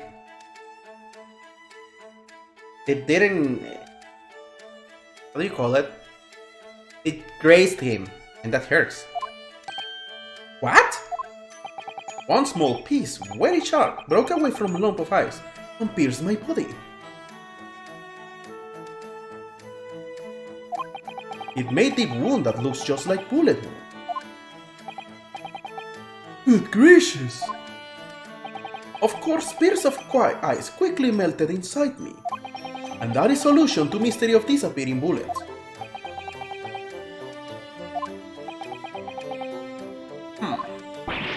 But that doesn't answer the question at all! Hmm? The shooting happened in a pawnbroker's shop. Not some snowy mountain road in another country. So, what hit him? Just an idea, but we might not be looking at exactly the same scenario here. Bruno, where exactly was Hurley shot again? Well, according to the report, in his stomach. Sort of around this area, I think. Well, that's precisely where he always wears a little pouch on his belt. Pouch? Should never have noticed something like that. Yes, a pouch. It's where he keeps 3 glass vials of very dangerous chemicals that he uses in his investigations. Glass files. What? Really? Doctor, where is the pouch Mr. Sholmes was wearing? Well, the fellow had nothing like that on his person when he arrived at the hospital, as far as I remember. If I may. Lord Van Six? Well, I realize it is forbidden for the prosecution to interject during a summation examination. I should inform the defense that I have the pouch in question in the antechamber outside the courtroom. Sorry? As I understand it, when the police arrived on the scene and found Mr. Sholmes injured, they removed the pouch in order to assess the wound. Oh, thank goodness! I thought I was getting forgetful for a moment. Since then, it has been in my safekeeping along with all other evidence relating to this case. I can personally vouch for the fact that it has not been touched since the incident occurred. This is interesting. Very well. While extremely unconventional during a summation examination. Well, according to the story, the summation examination is also decades old, so it's also unconventional to happen in the first place. I must demand the prosecution present the item in question with all speed. Bring forth Mr. Sherlock Sholmes' pouch! I see. So this is a pouch worn by Mr. Sholmes on the night in question, is it? Look at that! One of the files is broken and the letter around is scorched black. It's almost as if the file exploded. Exploded? So that night, the bullet from the Skulkin brothers' gun struck Mr. Sholmes' pouch. And it was the Gaia's file exploding that caused the fellow's injury. This bullet did not penetrate victim, but was deflected into wall of shop. I am going to get very drunk. a delightfully complex aroma. Well, it would appear one mystery has been solved at least. Though it has no bearing on the truth of this case. The Bungling and Burgling brothers shot the detective, and the accused shot the pawnbroker. The pertinent facts of the case remain unaltered. But at least the mystery is solved. I can sleep easy tonight.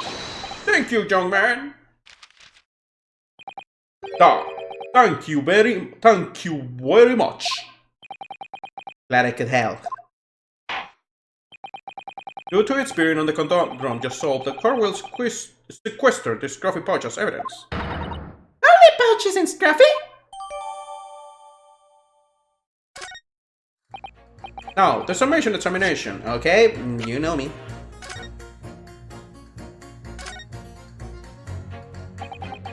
It's really scorched badly just here.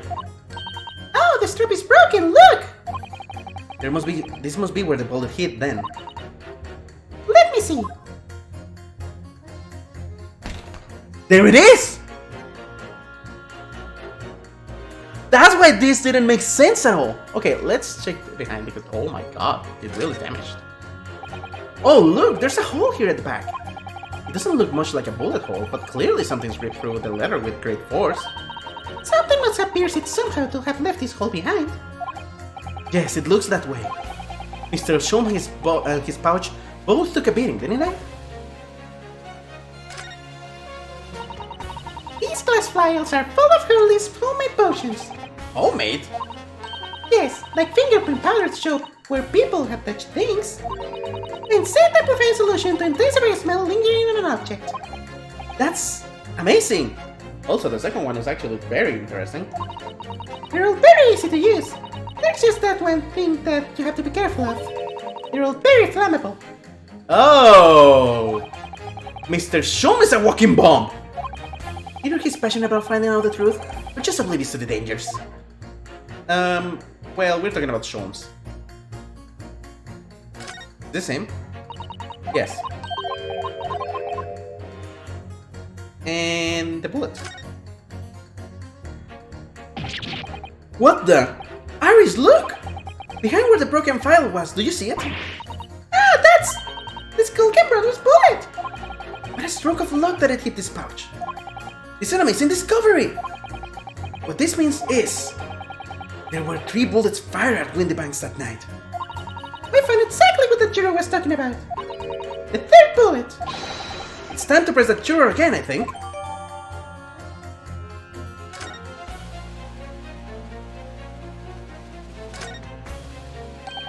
It's where the 3rd bullet was lodged. Imagine what would have happened if it had pierced their leather. Thank goodness Mr. Shom is going to be alright. As a matter of fact, he was shot. In that case, if he had it over here, that means that he was shot exactly there.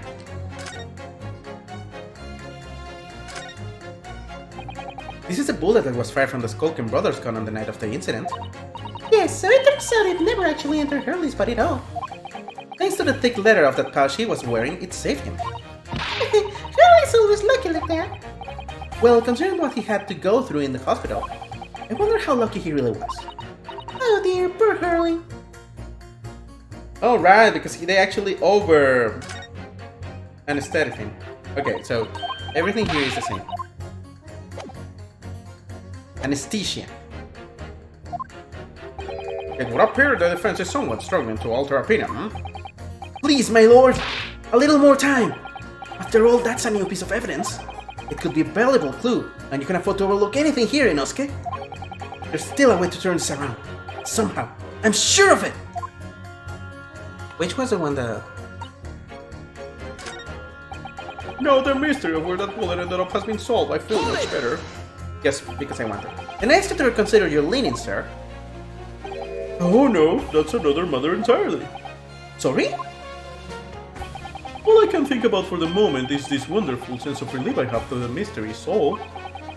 I need some time to let that sink in before I could possibly consider anything else. Oh my god. I thought that he was gonna say something like, this doesn't prove anything. No.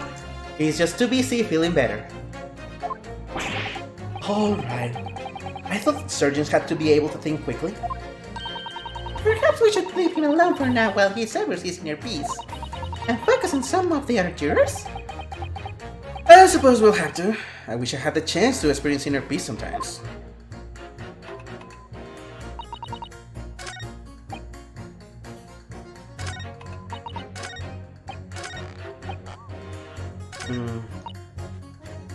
There she is. Hold it!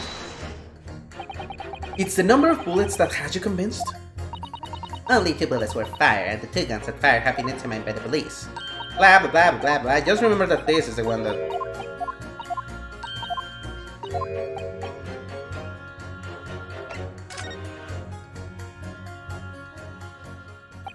Allow me to show you then. The third bullet.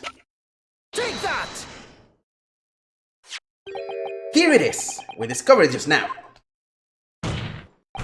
Yes, on the night in question at Windybank's pawnbrokery, another bullet was fired. Hold it! What is this new trickery, you Nipponese conjurer? Where did you find that bullet? It was lodged inside Mr. Sean's pouch. What? This pouch was removed from around Mr. Sean's waist before he was taken to the hospital. And since then it has been touched by no one. Do you mean to say the shot fired from the Skulking Brothers at night? As your lordship has surmised, it hit this pouch. But that makes no sense whatsoever. We already know the whereabouts of the bullet fired at Mr. Sean's. It's clearly visible in this photographic print. Ah! 2 guns from the scene have already been submitted into the court record as evidence. Yes, that of Mr. Windybank and that belonged to the Skulking Brothers. An examination of both guns revealed that only a single bullet had been fired from each. But that must mean... That's right. We now know that on the night in question 3 bullets were fired.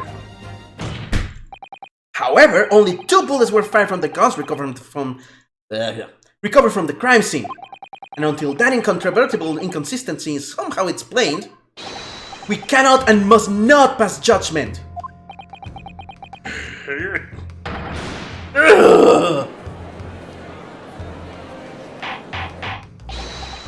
Order! Order! Order! While this summation examination remains incomplete, the court has been presented with new facts. Facts that would appear to shake the very foundations upon which the case against the defendant has been built. As is my prerogative in this situation, I hereby temporarily suspend the summation examination. By Jupiter! What? Bailiff, bring the witnesses back to the stand at once! You can do that? This can...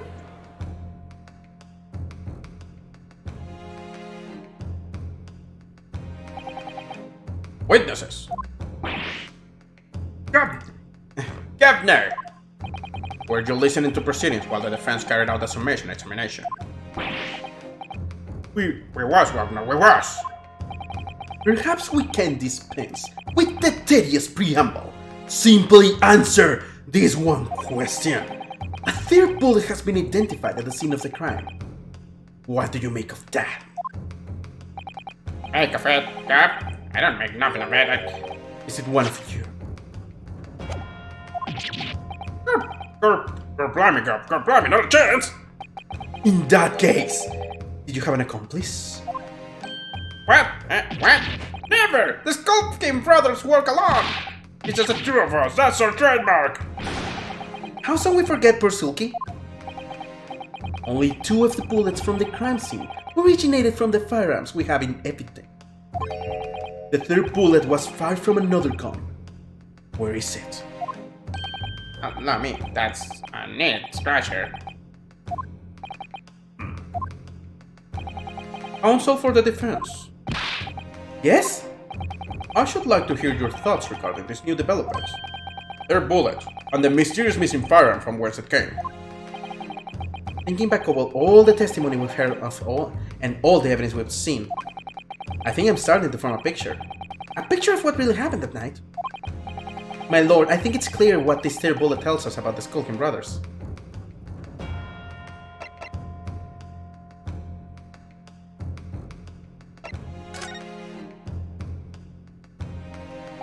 On that night at Windybank's pawnbrokery, the brothers must have been in possession of another gun. We know that only 1 bullet was fired from each of the 2 firearms already in the court record. The logical conclusion, therefore, is that the brothers were working with an accomplice who was carrying a gun!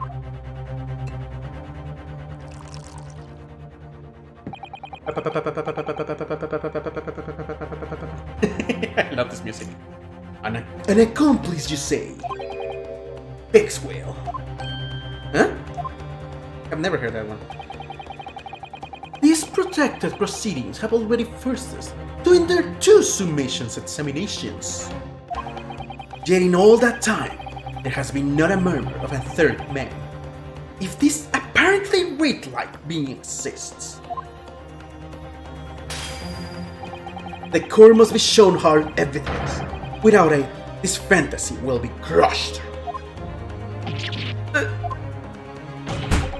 The prosecution demands answers on 2 counts. Firstly, proof, evidence that this accomplice was ever at the scene of the crime. And secondly, the identity of this spurious character. I know, the skulkers are lying, I know that.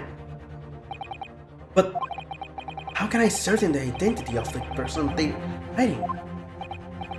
Well, counsel? I'm supposed to prove the existence of this accomplice, reveal the person's identity even. In response to the prosecution demands, my lord, the defense is... The defense is ready. I believe I can provide all the answers the prosecution demands. So, my Nipponese friend, despite the swimming eyes, you seem to think you have something to say. This promises to be interesting. I have to push forward now. There's no other option. I need to use every single piece of evidence available to me, if it will ever make a difference. In that case, In that case, counsel, I would ask you to present the evidence without delay. On the night in question, in the moments leading up to the death of the victim, what proof have you that there was a third intruder present at the scene? Well, that's easy. But god, this is starting to be big. There it is. Take that! The evidence is right here, in this portfolio. By Jove, that portfolio again, is it? Do you expect the court to rifle through your papers itself? Be more specific. You claim one of those blood samples proves the presence of this third intruder. Well, which one is it? Take that! What am I looking at here? There appears to be some green parent of such like around the bullet hole in the middle of the calendar. That's a bloodstain, my lord. A bloodstain? Green blood? Curious even for you. Is the court to understand that the intruder was some unhuman creature? It's something developed by Mr. Harold Jones. By the great detective! Any invention. Stop! Not yet appear in stories. Stop! It's this, you see. It doesn't have a name yet, though.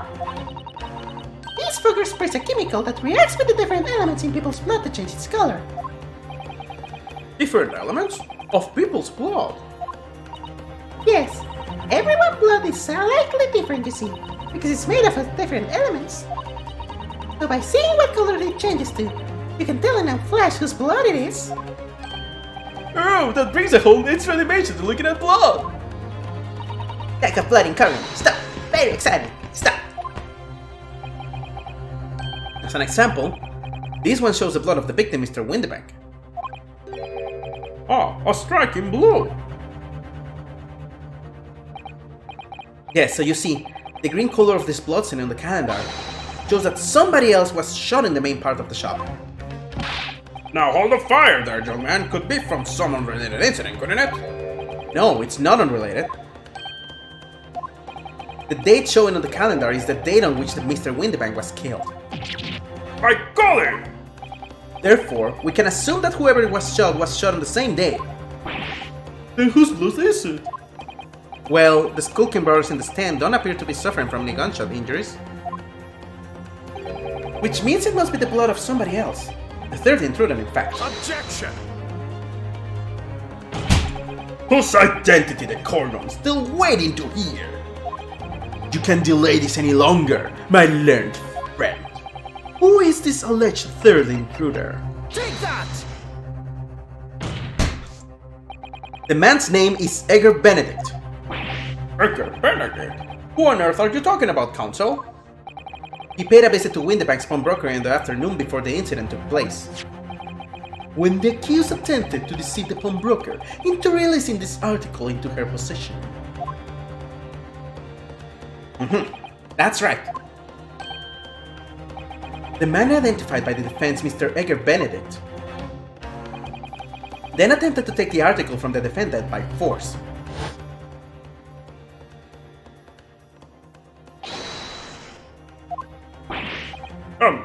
Yes, sir. I believe this filthy pocket thief has just redeemed an article from you, no? Yes, The article in question belongs to me. I demand for it to be returned at once. Now that's a lie! What are you trying to pull? Give me back my overcoat, you wastrel, and needless to say, any music but— oh god. Oh god. Oh my god, my arm. Okay, this is actually the first bad thing that I got from the vaccine. I wasn't able to do that fantastic pose. Oh god, that actually hurts. Okay. There it is.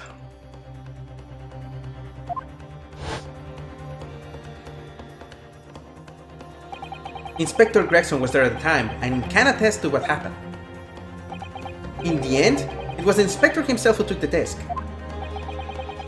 Can you corroborate this account, Inspector? Yes, my lord. That's more or less what happened. And in the interest of being true, I asked Windibank for a print showing the fellow.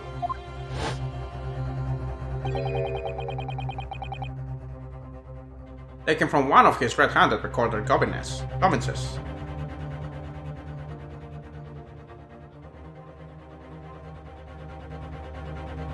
And Ken attempted to check if something changed here as well. Yes, that's him talking to Mr. Windibank that morning. And you claim this man is the brother's accomplice. Well, Mr. and Mr. Skulking? Never seen the kisser before in my life! In my life, Goblin, in my life, never seen him! Well, somewhat unsurprisingly, it appears our witnesses disagree with the assertion. I'm sure your lordship recalls my learned Nipponese friend's actual assertion, which was that he could prove the identity of the alleged accomplice. Yes, and I can. And sure. Then show us the evidence. I agree. We must see proof that the clean-cut gentleman in the photograph is the filthy criminal you say he is.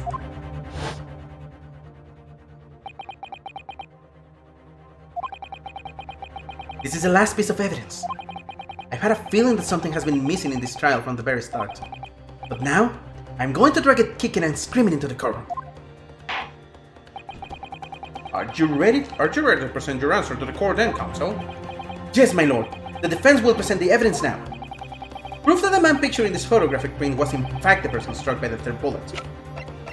Take that! As I mentioned before, on the afternoon of the day in question, the defendant attempted deceitfully, admittedly, to reclaim the disc from Mr. Windibanks. Which is when the aforementioned Edgar Benedict appeared in the scene, I believe. This man then attempted to purloin the article from the defendant's possession, no? That's correct, my lord. I myself was present at the time. It was following this that minor incident occurred.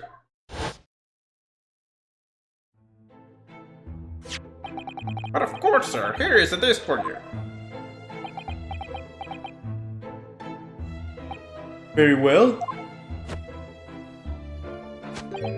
Then I shall bid you farewell. Say goodbye to style. Wait a minute, that desk? It's mine! Oh, what do you think you're doing, you little trump? Oh my god. You've drawn blood, you filthy animal!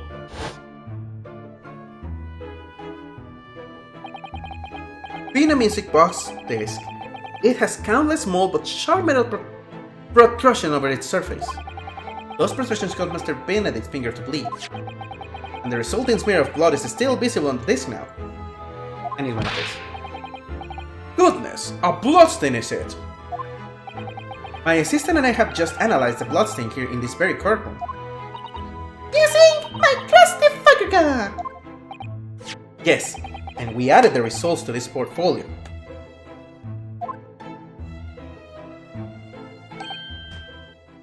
I say!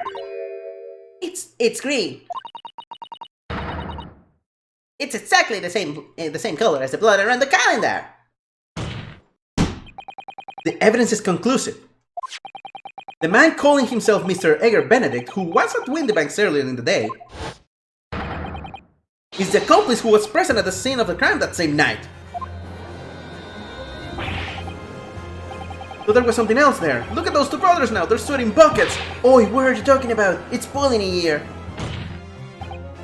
My lord, it's the opinion of the defense that Mr. Edgar Benedict should be summoned to the courtroom to testify.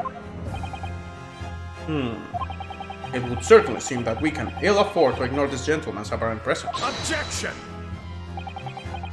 This has gone long enough now. This flagrant ignorance of the mechanics of law. Sherlock Holmes, you say? Yes, I've heard the name. The protagonist in a series of short stories called the Vulgar Classes, a god of detection or some such. Oh, he's gonna say that there's nothing, and I kind of agree, that proves that the gun is working correctly. And now you employ chemical substances devised by this fantastical persona in the highest court in the land? Do you expect us to take you seriously? Samples made by this plaything are not fit to be called evidence. And I would agree, to be quite honest. So the blood stain turned a shade of green. What of it? Here's to you successfully proving that no other blood in the world would turn the same color. Well... Leggy! And pray do not even think of suggesting that we should take Mr. Holmes' word for it. Is he right? Mr. Holmes' contaction doesn't work? I don't know, I mean, he's a great detective. We're talking about, we can look him in with... Okay. Is he right? Mr. Holmes' concoction a lot of rubbish? I don't know, I mean, he's a great detective. What are you talking about? We can let him get away with that. I knew it would come to this. Of course, Mr. Holmes' invention isn't going to be recognized by any official body. But what other choice did I have? I'm just remembering what Father Christmas over there said before. About how he was temporarily suspending the summation examination. In other words, the examination isn't over yet, is it? Good grief! What did you say, young girl? And in summation examination, the decision as whether or not the trial continues is in the hands of the 6 jurors, isn't it? Oh, girl, you're amazing! So the way I see it, it doesn't matter what certain other people think of Hurley's invention. At least, not for now. Yes, she's right! Young lady, you have quite a devious mind. In other words, Judge Van Six. Fuck. That's right, I'm streaming. That's right, I'm streaming. I cannot just go there. F off. It really just comes down to one thing. Whether these ladies and gentlemen of jury are convinced by what you say, Runa. Is that about right, would you say? Or did I misunderstand something? Unbelievable. Mr. Sean's partner is a force to be reckoned with. And yes, what the heck? Iris Wilson Sharpshooter! Hey! After that shrewd process of the situation from an entirely unexpected source, it must be acknowledged that the previous summation examination was yet to reach its conclusion. Whoa! Whoa! This is absurd! Ladies and gentlemen of the jury, the court now looks to you for your final leniency in this matter. As proud citizens of Her Majesty's Britain, I'm sure you will come to fair and just conclusions. Oh my god! She shut everyone up! So then, state your final decisions in turn, please. Not guilty. Not guilty. Not guilty. Guilty. Whoa! Guilty. Not guilty.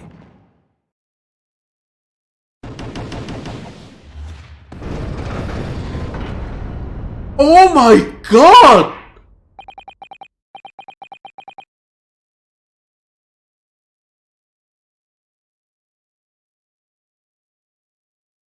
I was not expecting this!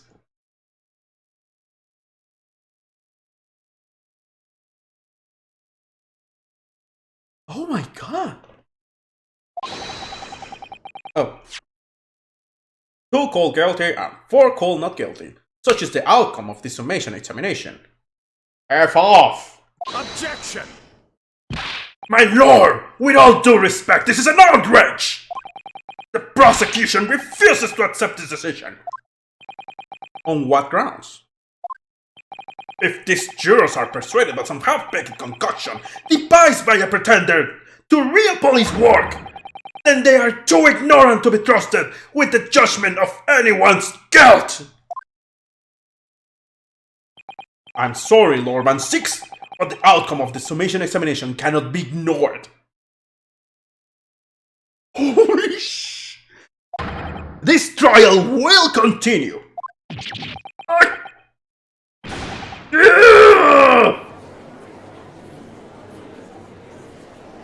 That was a major blow!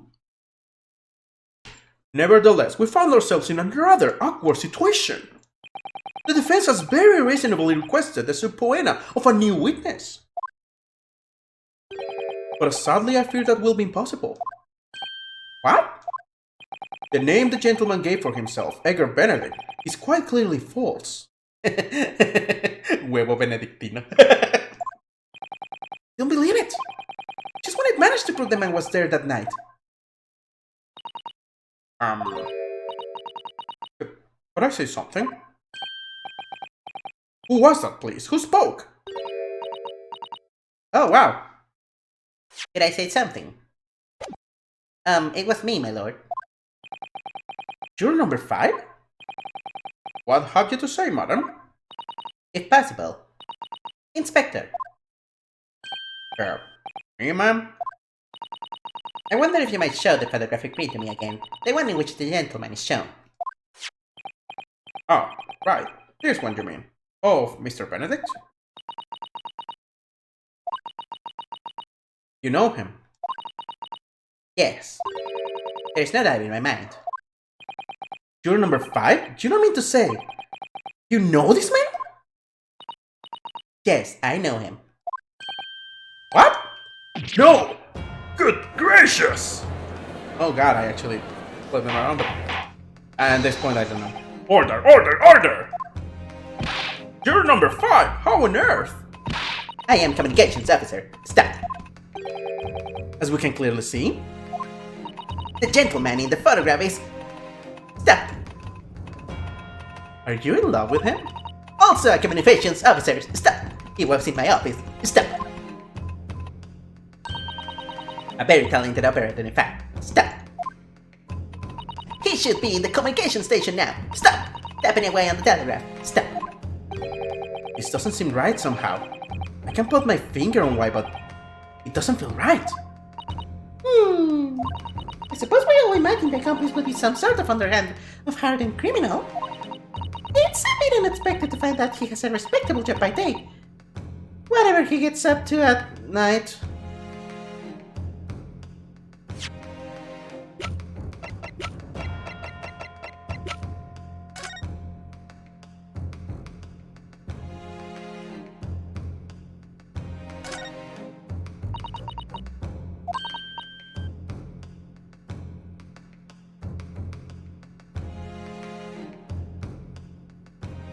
This reaches very, very far.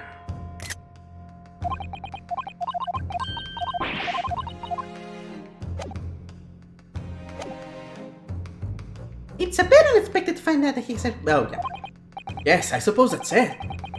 Suppose that's why I felt something was wrong. If the gentleman is at Londo's communication station, we should be able to subpoena him within the hour. Lord Van Six, if you please. Yes, my lord. Make the necessary arrangements with all haste. As your lordship bids. I will recess for 1 hour. When the new witness arrives, we shall reconvene to hear the gentleman's testimony. Inspector Gregson. Yes, my lord. I should like to hear from you specifically about events at the pawnbrokery on the day in question. Come to my chambers during the recess. Yes, sir, my lord. Very well. Court is adjourned until 1:40 p.m. This got very amazing. I don't want to stop. I'm gonna keep going.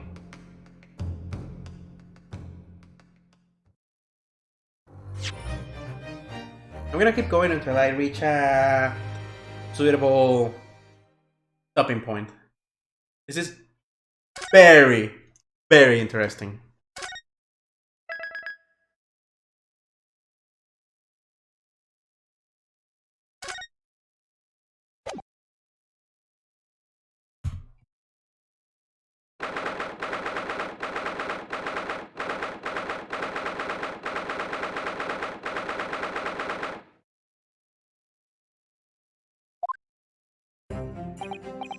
Gina, how are you holding up? I'm starting to feel quite warm toward her frequent cold shoulders now.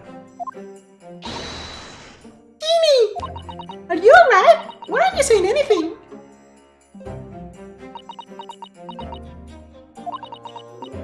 What's the point, though? Why go all this trouble and fight so hard for the likes of me? What? Well, just saw it, that picture. What picture? Ah, you mean this? The photograph taken by her, this red-handed recorder. Well, I didn't think it would have captured a scene like this, that's for sure. It's hopeless. Anyone who says that's gonna think I did it, ain't they? Well, I won't pretend it wasn't a bit of a shock when the prosecution first presented it to the court. Surely you've gotta have your doubts about me now. You can still think I'm innocent. Of course I can. Janie, why did you talk to us? Tell us what really happened that night. We just cleverly managed to piece together a lot of new information, but still, yes, I know that you already lost the case once. We'd really like to hear it from you.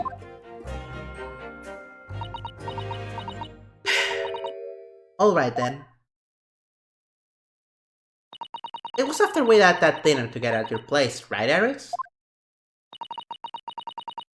Then we all had a chat up in the office, didn't we? Yes, I remember.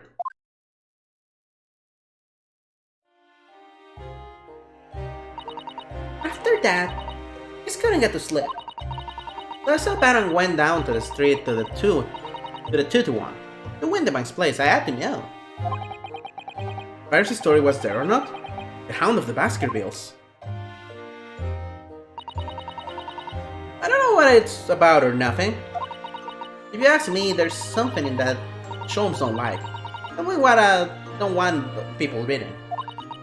But that's why I lied to Iris about sticking it in luck with Windybank for safekeeping. At least, that's what I thought at the time. So you broke into Windybanks? I just had to know if it was there or not.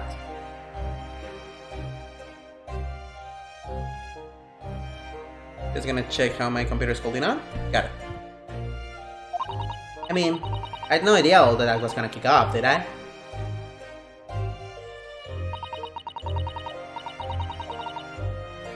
I struck the lock and snuck inside. It was dark as you like in there. I give the old lamp on the counter a bit of wick. And that's when... What do you think you're doing? I nearly died, I did. And next thing I knew, I grabbed the gun off the counter and was waving it in the air like... I don't know what.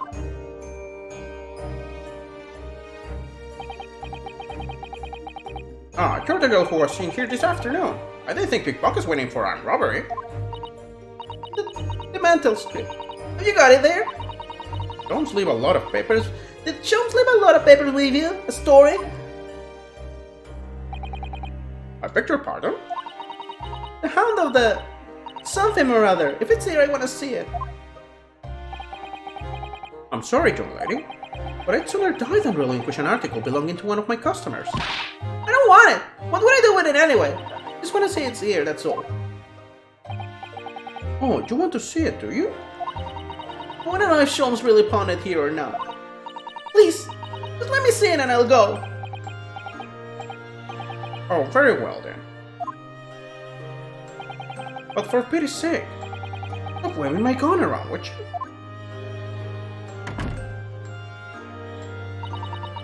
So then the old cop unlocked the storeroom door and we both went inside. And it was there, alright. The mantle strip. Don't go in line after all. you did all that just to check for me, JD. Anyway, then there was a bit of a kick-up under the main bit of the shop. The Skulking Brothers are on the scene, yes. What was that noise? Someone's breaking in. Dear me, is there some burglars convention here tonight that I don't know about? I think I forgot to shut the door behind me. Sorry. I better go and take care of it. Can I possibly have my gun back? Oh, welcome, Witch Ann. No, don't be foolish, young girl. You must stay right here. Don't leave this room under any circumstances. And with that, he took the gun out of behind and walked back into the shop. I hung back in the storm like you said, straining my ears in the dark to hear what was going on. Sounded like I got into a bit of a scrap. I started to think I should help, but I was just about to go out the storeroom myself when... Wait, 2 gunshots? a couple of shots go off. 2, I think. Almost at the same time. Then there he was, right at my feet. Lying face down on the floor. I was right next to the storeroom door, so I slammed it shut and locked it quick as you like. Because you thought whoever had shot Mr. Winterback might come for you. Yeah, I went to grab the old cop's gun. Or it put up a fight at least. But when I got a better look at him, I knew.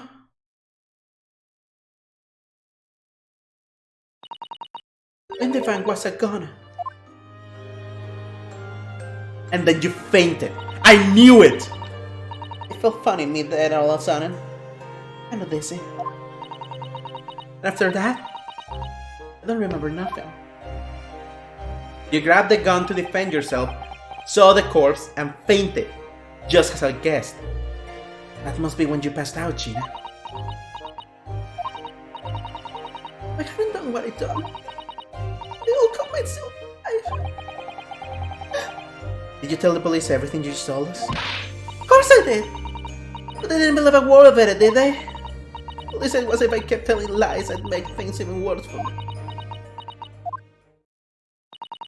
It'll be alright, Jeannie. Don't worry.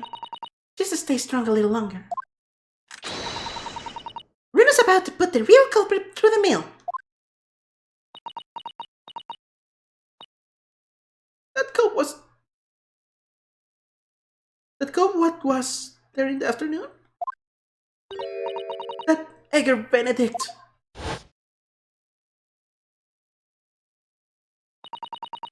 He'll remember I'll look at me. Like I was nothing. Oh god, they didn't show that angle. That's terrifying. I was there that night. We don't know his real name yet, but I'm convinced that he's involved somehow. Anyway, thank you for telling us what happened, Gina. I appreciate your honesty. What? You can leave it all in Runa's capable hands now, Genie.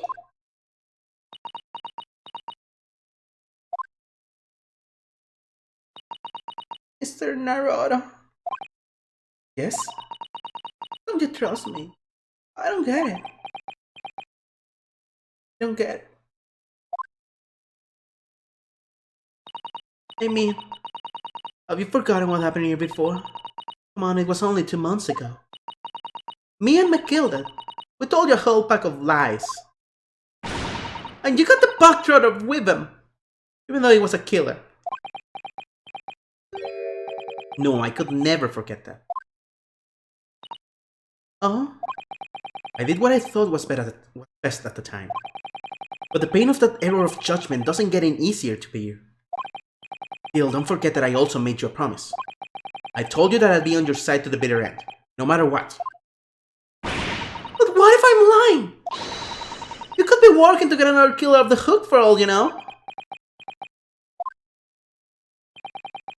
I was once in your position, Gina. I was accused in a trial.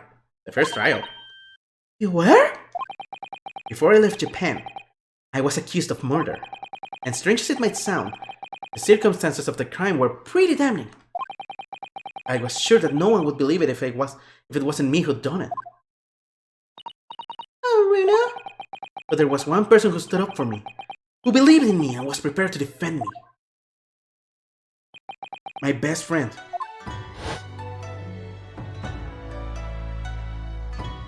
Ryonosuke, no one believes in you more than I do. Leave this to me. All you need to do is put your faith in me, and I'll do the rest. I was so happy I cried.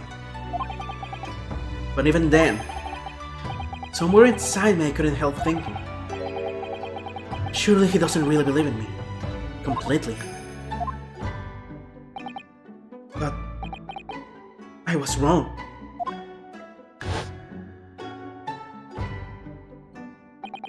As soon as my trial began, it was obvious that he had an absolute, unwavering belief in me.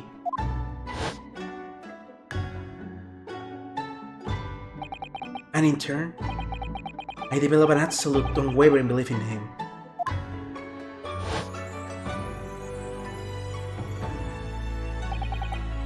Since then, I came to realize, if you want someone to believe in you, you have to believe in the other person first.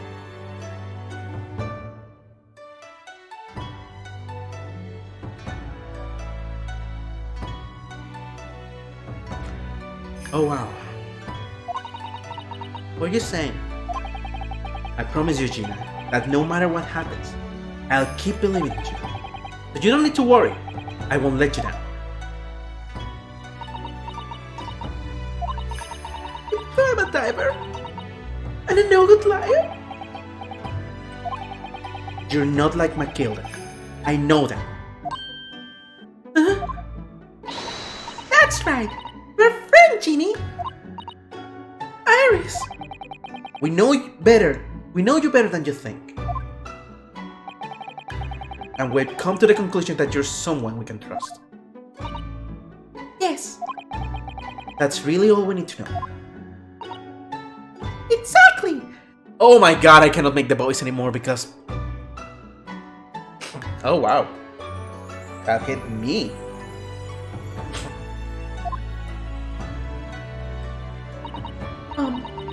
Mr. Naruto,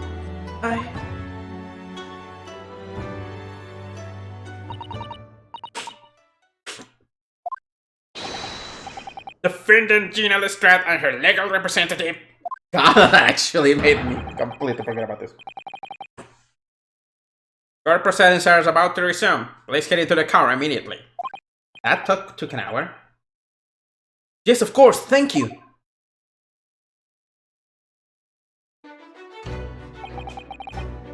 I've been both a defendant and a defending lawyer in my time. So I knew it only too well. Just how hard it was to put all your faith in another. And I also knew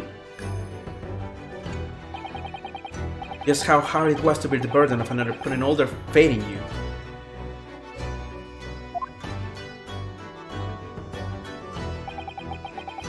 This is it at last. The final chapter. The final battle! Wish me luck, Susato-san. And I hope you're watching over me too, partner.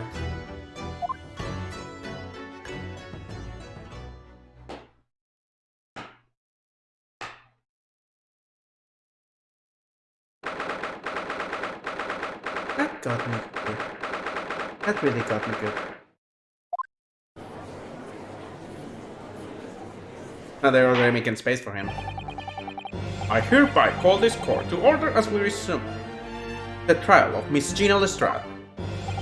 Orban 6, you successfully subpoenaed the witness.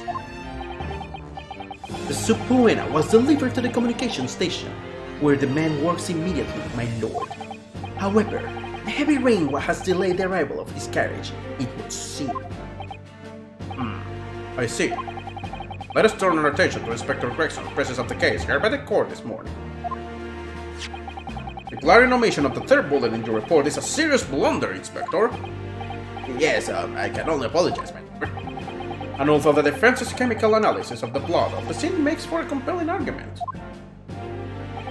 I cannot permit such untried methods to be used as evidence in my courtroom. It's a big mistake to cross Hurley and me. Very big mistake. My lord, the subpoenaed witness has just arrived in the building. Thank you, officer. Show him to the stand without delay. Mr. Edgar Benedict. I didn't expect to be crossing paths with him again so soon. And certainly not like this. His name is gonna be very important here, isn't it? And there he is, Mr. Jojo character. Thank you for complying with the court's subpoena at such short notice, sir. But of course, my lord. As an upstanding member of London society, it is my pleasure to oblige. Your hairstyle is very interesting here. Now, kindly state your name and occupation for the record. Ashley Creighton, Communications Officer. AG. Mr. Creighton and I both work at London Central Communication Station. Now, perhaps somebody would kindly explain what all this is about? You were apprised of the situation by the court officer on your way here, I presume. Yes, I was. Something to do with a murder that took place at a pawnbroker on Baker Street. And some nonsense about me having been there on this night in question. That is the accusation. This really is beyond a joke, you know. Very well. Without further delay, the court will hear your testimony now, Mr. Creighton. You will respond to the accusation made against you under oath. Gladly, my lord. Gladly. So, did this get updated? Yeah. He was caught in the photograph taken by the red-handed recorders in the pawnbrokery. Okay. Gladly, my lord. Here it is. Testimony. Naturally, I have occasion to make use of pawnbrokery services From time to time. But are you seriously suggesting I colluded with these thugs to break into the place on the night of the murder? I have no intention of admitting such an outrageous accusation. Even if certain parties here present claim that my blood was found at the scene. Some Scaramouche detectives homebrew tincture can be had. Oh wow! Some Scaramouche There it is. Some Scaramouche detective homebrew tincture can hardly be taken as serious evidence. So, you deny the accusation completely, do you? I must say I am dismayed. For the highest court in the land to be swayed by this self-professed detective's toy. It was the will of the jury. And our great British police system demands that the jury's will is upheld. Then it would seem we have the misfortune of a most inept assembly of jurors today. That's something you wanna tell to your jury. By golly! How long am I expected to be detained here? If following the defense's cross-examination, your involvement in this matter has not been established, you will be free to leave immediately. Good. Then I shall be away in time for afternoon tea. Some small consolation at least. Let us not hold up Mr. Graydon any longer than necessary, counsel. Proceed with the cross-examination. So, we meet again, Mr. Edgar Benedict. Or is it Mr. Graydon? My apologies. You are? Ryunosuke Naruhodo, defense lawyer. We have met. If you say so.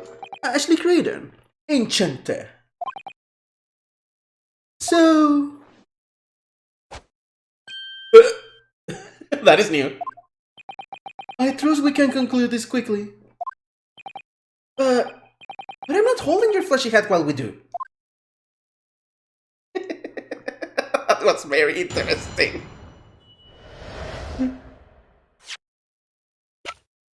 It is not evidence, that's interesting. Hold it! Yes, we even met in the very pawnbrokery where the crime took place in the afternoon of the day in question. Though, of course, you introduced yourself by a different name at the time. It was Mr. Edgar Benedict, I believe. Tell me, what made you... Objection! The witness is here to testify about events that took place that night. He is under no obligation to answer such unrelated questions. You can't be serious! Thank you, because I certainly do not feel inclined to answer such an inappropriate question. So he's going to be evasive, is he? In an effort to not give anything away. This could be tricky.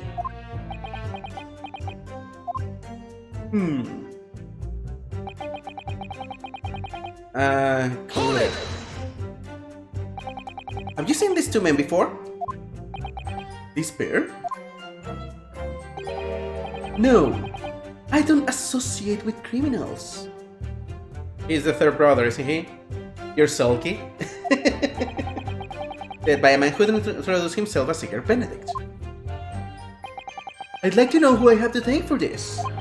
Who made this outlandish accusation against me? The young lawyer there in black. This is a farce! Whose idea was it to permit an outsider to work in British court anyway? Well, needless to say, I have no intention of admitting to such an outrageous accusation. Hold it! Where were you at around 1 in the morning on the night in question, sir? That is past the hour at which I would normally retire. Certainly, I was not in the company of these two rapscallions. You were able to prove that? Objection! Listen carefully, my learned Nipponese friend. For you appear to be under a gross misappreciation at this point. What do you mean? The witness maintains he was not at the scene of the crime. He was no obligation to prove his absence. Wait, so I have to prove all negatives, but he doesn't. Hey then. If your accusation is that the witness was present at the scene, the obligation lies with you to prove your assertion. And I cannot prove it with the blood because I already said that. We'll fulfill that obligation before putting any more unreasonable questions to the witness.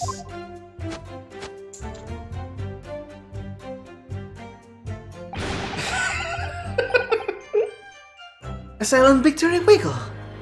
Thanks. Even if certain parts here present claim that my blood was found at the scene. Oh wait, I actually mixed them up.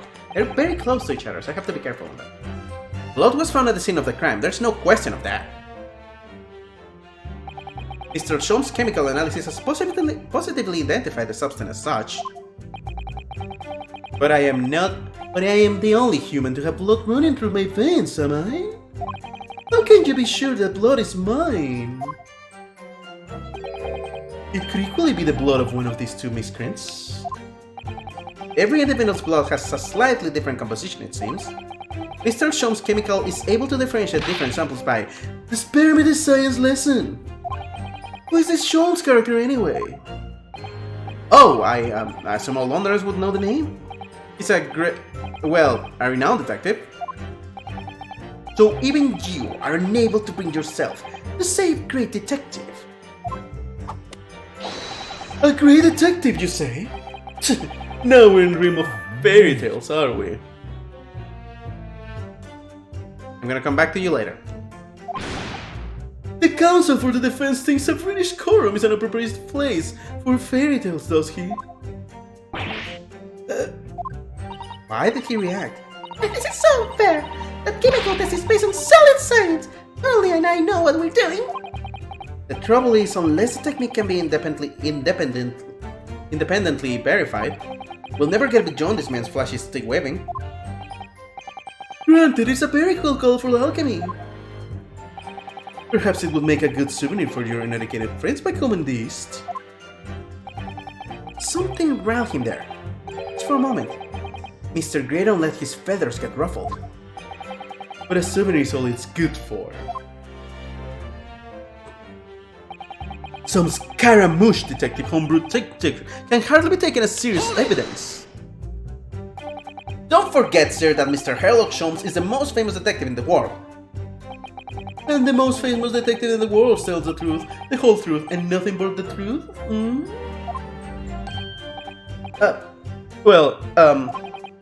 Oh no, I can't think how to answer that. I once saw the world's most famous swindler thrown into jail. He allegedly told the truth, the whole truth, and nothing but what turned out to be a pack of lies. Why? No. As you are no doubt aware, the Central Communication Station is the heart of this country's information network. My work is of paramount importance, and you have kept me from it for long enough already. That's all he's going to say on the matter, is it? What do you think, Bruno? I think he has no intention of telling us anything. He's well aware that the less he says, the less chance he has of giving himself away.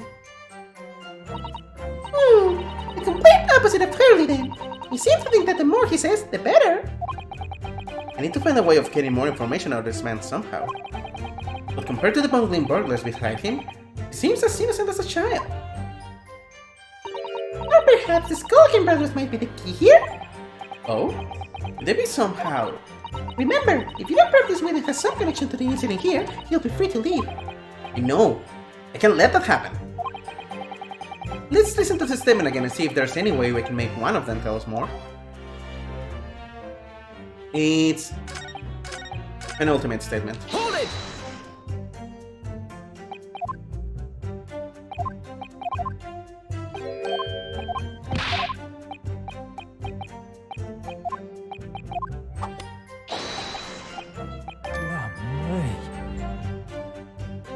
Excuse me!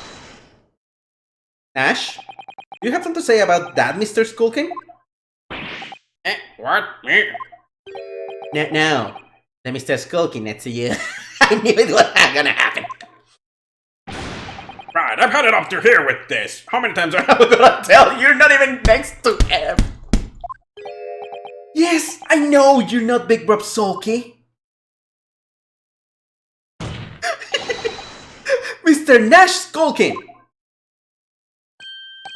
Hello, blimey, Governor! You what?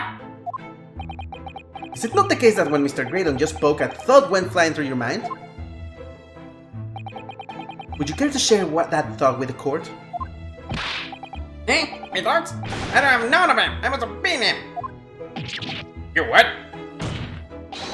Mr. Nash Skulking, answer the question, please! What went through your mind when Mr. Graydon just spoke? Nothing! Honest God, nothing! I was just thinking... If he waves your arm around like that much more, it'll open up the wound again. That's all!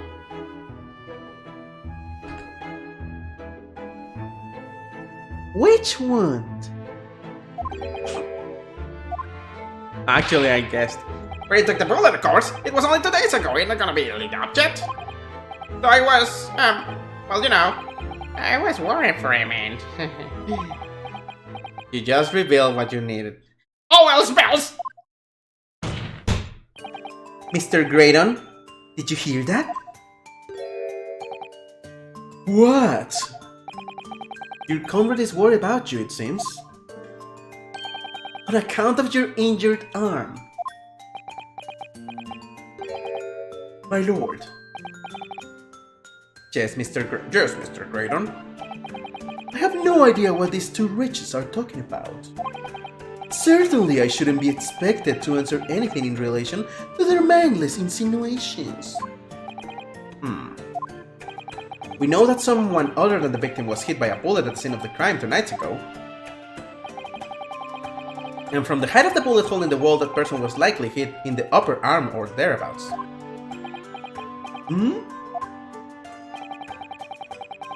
Perhaps you allow a court official to examine your arm, sir?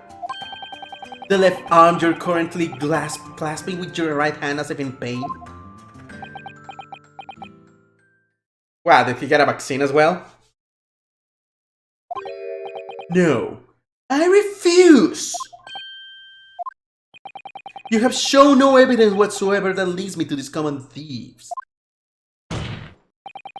Accordingly, I am not obliged to permit any such invasion of my privacy. As I've already said, I'm completely uninvolved in all this. I've never had anything to do with the pawnbrokery where this fellow was killed whatsoever. I take offense at the insinuation that I was in any way involved. You claim to have nothing whatsoever to do with Mr. Windybank's pawnbrokery. My lord, the defense would like that last statement to be added to the Mr. Graydon's formal testimony. Very well, counsel. Continue with your testimony, Mr. Graydon.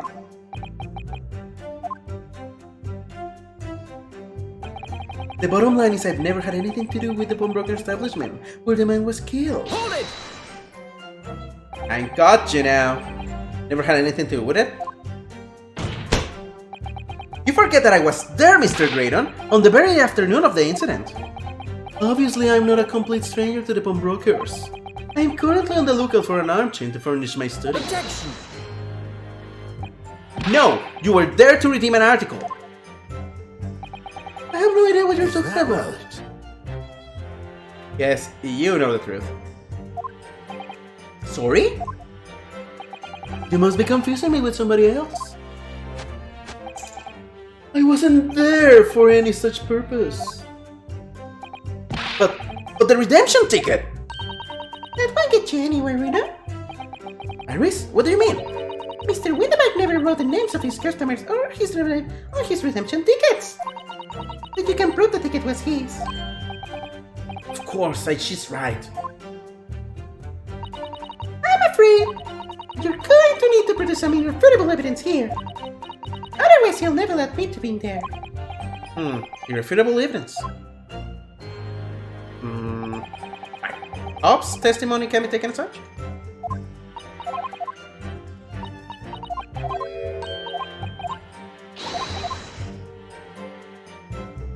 Did something change for a moment? There it is. It actually changed. He gets an attention telling anything, nevertheless he says... Well, at least I managed to prise a little more information from these witnesses' lips. All thanks to the Skulking brothers. Yes, they were the key to it after all. So he says he had nothing to do with Windybanks. Well, we know that's not true. Perhaps now would be a good time to have a proper look through the core record. good idea. You never know what tiny scrap of information could become a valuable weapon.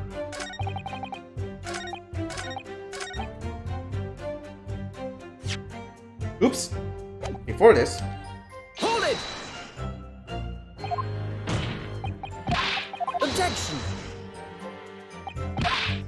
Is that right? Excuse me! Gregson! Do you have something to add, Inspector? Come again, Sunshine? You were there too, in fact. Weren't you, Inspector? That afternoon. Well, yes, I do remember meeting yourself in the pawnbrokers that afternoon. You, your young Japanese assistant, and the accused were all present as I recall. And at that time, this witness, Mr. Graydon, was trying to acquire a particular article. Well now. I'm afraid I don't remember too clearly. What? But you must!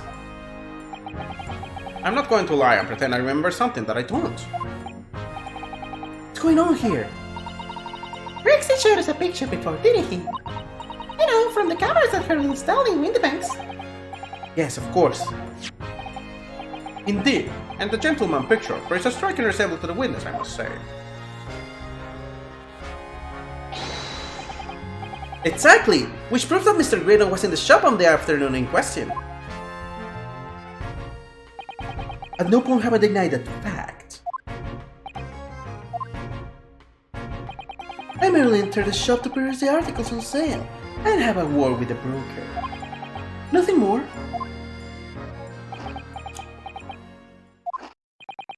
This makes no sense.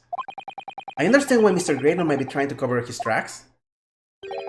But why would Gregson be trying to avoid giving testimony about what happened? That's a scary thought.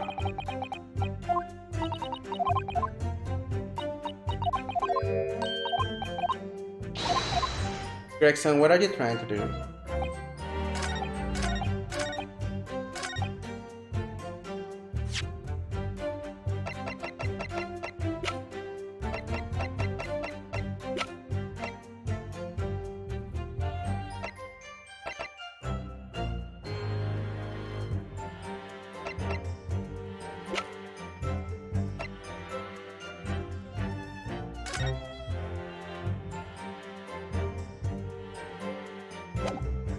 $10.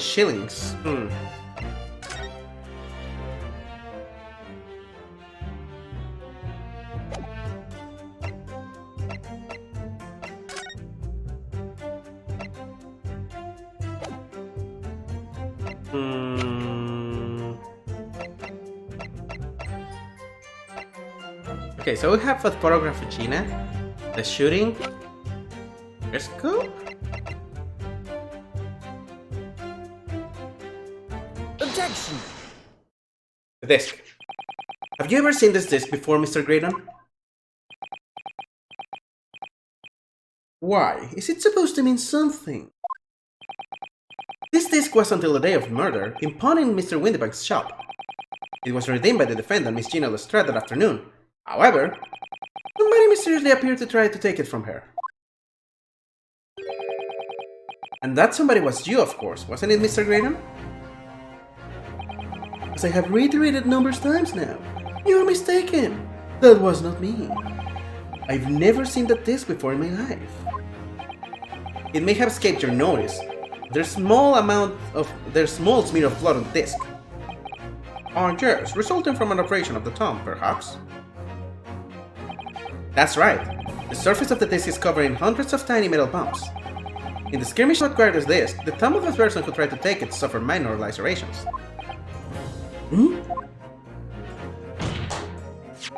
So, while the disc bears the remnants of the skirmish in the form of this smear of blood, the thumb of the person in question must bear the remnants also, in the form of a scratch. Good gracious, indeed it must! Mr. Graydon, you refused to allow a court official to examine your arm before. Are you not going to refuse to allow us to examine your thumb? Because I have no doubt that it bears a small scratch consistent with the smear of blood on this disc. Well, well. It would seem I underestimated you. What is the meaning of this? So you admit it now. You admit you have a scratch on your thumb from when you attempted to take the disc from the defendant. He's going to say that it has not something to do with him, that he got scratched somewhere else. Order! Order! Well, Mr. Graydon? It would appear there has been something of a misunderstanding here. I did not attempt to take the disc, as you put it. No, quite the reverse. What are you trying to say? It's really quite simple, you see. The disc was mine from the outset. Is there some crime in taking an item that you own out of pawn? What? It would seem, Mr. Graydon, that in this piece of evidence, my learned friend has established a link between yourself and the incident. Accordingly, you will tell the court everything you know about this disc now. As you wish. Though I'm quite sure it has nothing whatsoever to do with the pawnbroker's murder. That is a lie. It even says to McGilded.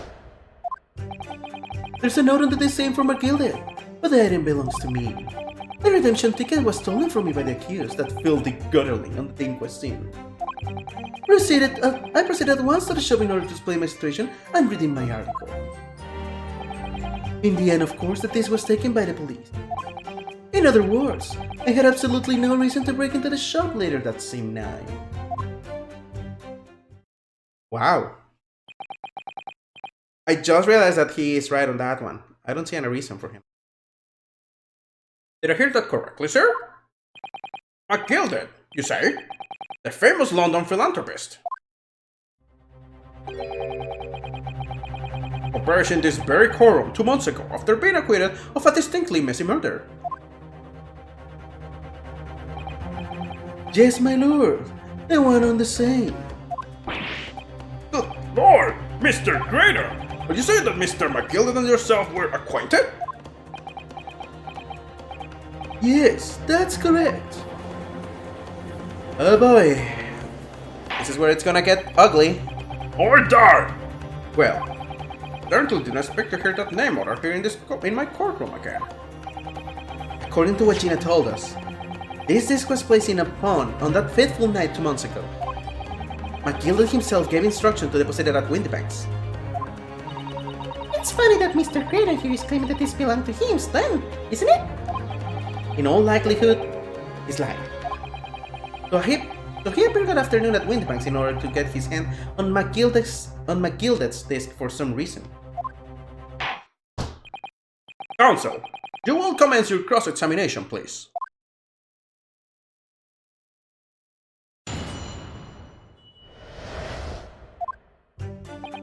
There's a note on the disc saying for McGilded, but the item belongs to me. Would you care to explain how this belongs to you? As you will observe, a communication officer such as myself commands a fine salary. You're certainly exquisitely stressed, sir. So you see, I have little need to make use of the services provided by the pawnbrokery trade. However, I did once find myself in difficulties having misplaced my purse whilst on an errand, which is why I pawned my fine black overcoat to the broker in question. You claim that was your overcoat? Obviously, and in my haste, I clean forgot that the music box disc was in its pocket. And yet, there is a note on it that reads, for McGilded. I am a collector of rare and unusual music box music. First met Mr. McGilded at a gentleman's club in the city, and was interested to discover that he shared my penchant in that area. So the disc in question. It's a pre-production sample. I promised to let Mr. McGilded hear it. But then you forgot that it was. But then you forgot that it was in the pocket of the overcoat you were forced to pawn. Yes, exactly. Gina didn't mention any of that in her testimony 2 months ago, did she? No, because McGilded had threatened her to keep her mouth shut. Which means that if we dig too deeply here, it's going to expose Gina's perjury. Oh dear. This is complicated, isn't it? Let's leave it alone for the time being.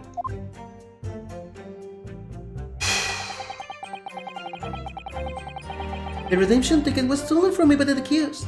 That filthy gutterling on the danger. Hold it! So you're saying that Miss Lestrade lifted the ticket from your pocket on the back? That's right. Despite being mindful of danger when walking in the insalubrious areas, you're kind frequent. Objection! Miss Lestrade did no such thing. Well, of course you could take that stance, but the girl is a regular offender. You came to the pawnbroker that day prepared with all the information you needed to identify the defendant. You were looking for her. That's what brought you to Windybanks. To get your hands on Mr. McGilduck's disc. Objection! My learned friend is veritable fond of nonsense. My learned friend. There it is. I have to be more guttural with Ben 6. My learned friend is a veritable fond of nonsense. Nonsense? I concur with the prosecution. Counsel, you will refrain from conjecture in this way. Is that clear? Yes, my lord. Then I will continue with my testimony, for what possible use it can be. I proceeded at once to the shop in order to explain my situation and reading my article. Hold it! Had you ever been to Windybanks before? Only once for the purposes of pawning something. But like many, I enjoy browsing in such establishments. So when you noticed that the pickpocket had taken your ticket, you chased after her. Is that correct? Yes, that's right. I didn't know that at first, of course. Such is the art of pickpocketing. But when I did, I hit the pawnbrokery at once, in order to reclaim my coat before the thief could. I was merely trying to recover what was rightfully mine in the first place. He can say what he likes, because he knows we have no evidence to contradict me on this. In the end, of course, the disc was taken by the police. Hold it! Yes, it was taken by Inspector Gregson here, wasn't it? That's right. This was the very man. Apparently, the police are collecting anything that has a connection to Mr. McGilduck as evidence. That's what the inspector said, at least, as he sees my disc. And thanks to the skirmish with that wastrel, I snagged the end of my thumb at the same time. And the disc in question is this disc here. Yes, it is. Scotland Yard have indeed been gathering items believed to have been the property of McGilduck, presumably to aid their investigations in some way. Not something I would be aware of. I really didn't know the man well anyway. After all, I'm merely a communications officer with penchant for music boxes. And flamboyant poses. In other words, I had absolutely no reason to break into the shop later that same night. Whoops.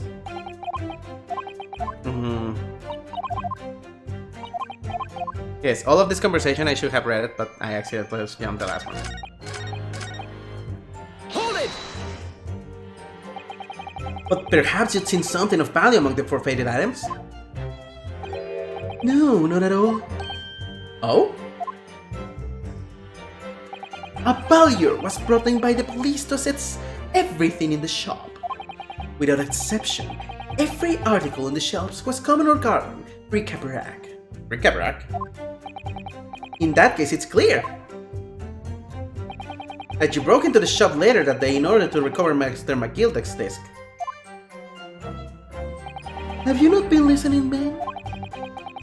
Even if I had wanted to recover the disc, you may recall that it had been seized by the police that afternoon. It was no more in the shop that night, and I, as I keep saying, simply had no reason to break in. There was nothing of McGilduck in the shop that night. Nothing this man might... Whoa! Nothing this man might have been after. I wonder if that's really true. Rita, if you have some evidence, then let him have it. I'm dying to see that irritatingly assured expression of his crumble.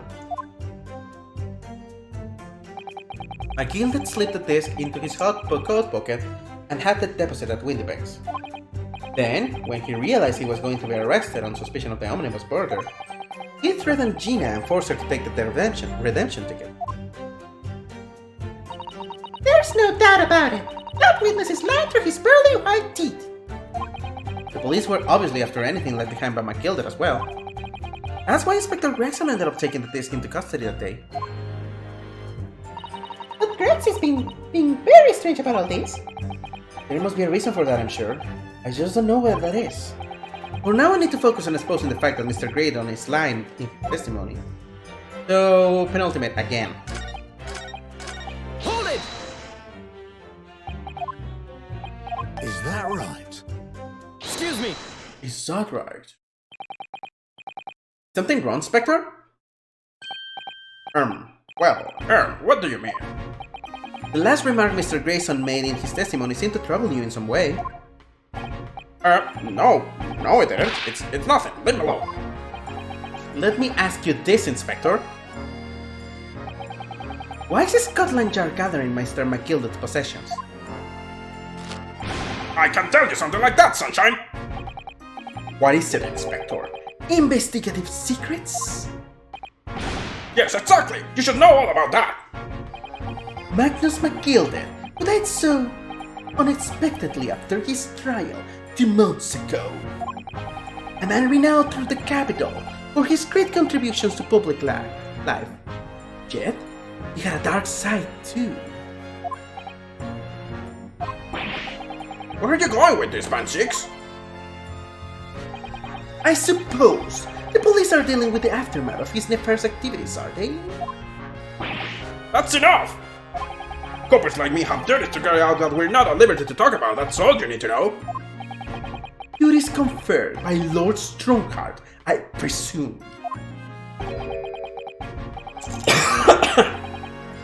God.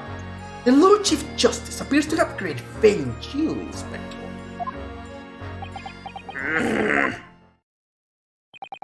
The bottom line is, if you wanna get more out of me, you're gonna need Lord Strongheart Poprin first. What's all this about?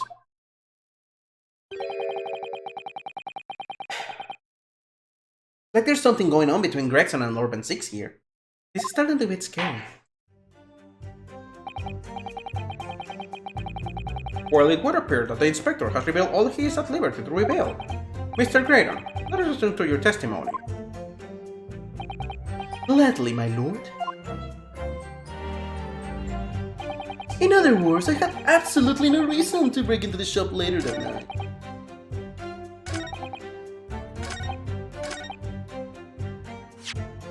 Was there something else from McGilded over there?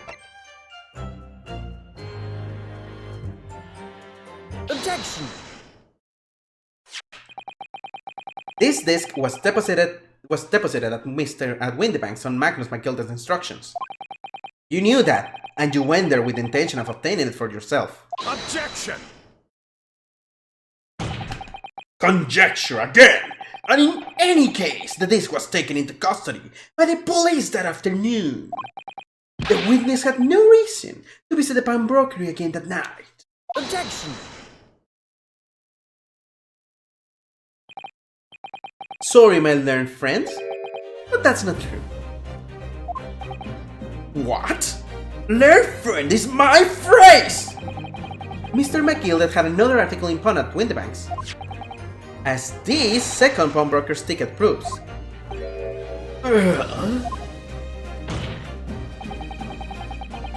There were 2 articles belonging to McGilded in Windybanks' pawnbrokery, and the reason you broke into the shop that night was to recover the second one. Together with your 2 accomplices, the Skulking Brothers. Ugh. This is a second ticket, is it? What had the man deposited? The article description reads, 1 small box. A rather vague description, it seems to me. Are you suggesting that I broke into the pawnbrokery with these clowns in order to steal some trinket box? I believe there are adequate grounds to suspect that you did. This is absurd! Why on earth would I do such a thing? Once the article had been forfeited, I could simply walk into the shop and purchase it. There would be absolutely no need for me to resort to theft. That's a good point. Indeed. The witness makes a solid argument. Ouch. I'm scratchy here. So that means that for some reason, his cranium fell on into the small box that very night, does it? Objection! It's time to put an end to this nonsense, my lord. Could you be a little less scripted, Lord Van Six? I do hate to ruin my learned friend's argument, but the truth is incontrovertible. On the night in question, no small box was taken from Windybank's pawnbroker. And rest assured the prosecution can prove it. What? Good gracious! Inspector, show the photographic prints to the court if you please. Yes, sir. What prints? These prints were taken from one of the detective security cameras. The other ones. Ah, Early's with camera-handed recorders again. As previously explained, using this plan of the shop layout, the victim's establishment was furnished with automatic cameras in 2 locations. One was set to capture the counter where Mr. Windybank received his customers, and the other was set to capture the shops on which articles were placed for sale once forfeited. According to the information on this ticket, it's McGilded's small box has been forfeited already. 2 days before the incident, at 9 PM on 13 April, to be precise. Which means it will have been found the shelves of forfeited items in the shop front. Now, what have I here is a print taken by one of the cameras about 2 hours before the incident. That's at 11 PM on April 15th.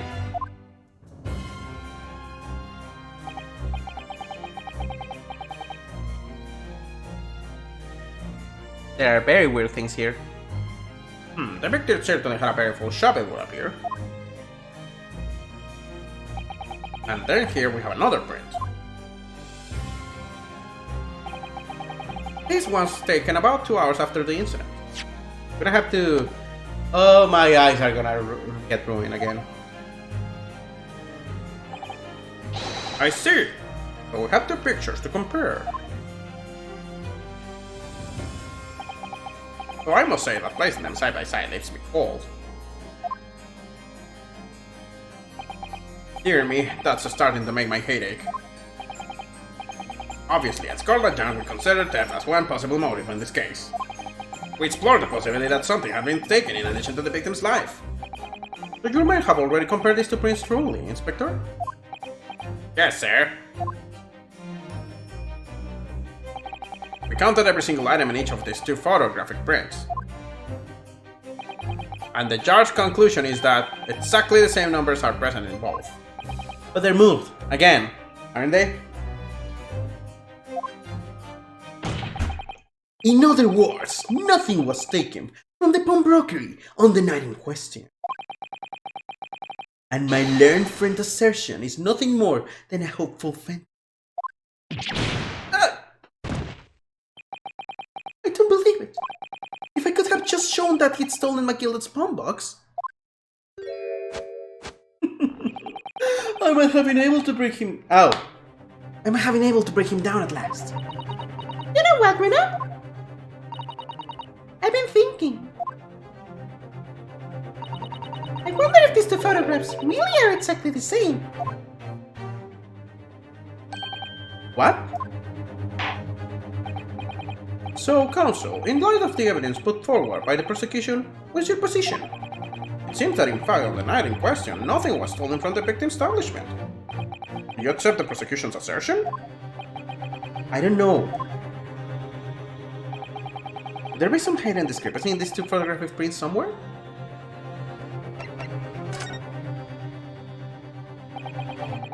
Before I give my answer, my lord, I'd like to try something if I may, so that I don't have to cross my eyes. Try something? What do you mean, counsel? I'll need to use a certain piece of evidence from the car record to identify the discrepancy. I'm not entirely sure I follow.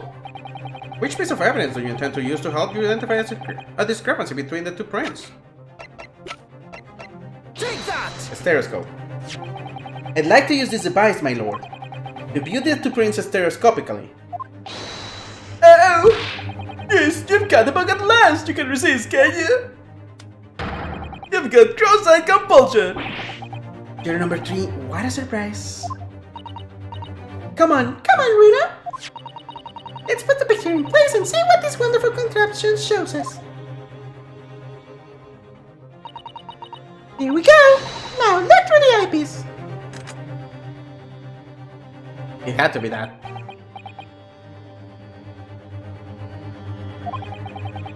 I wasn't sure at first, but there's a clear discrepancy between these two prints.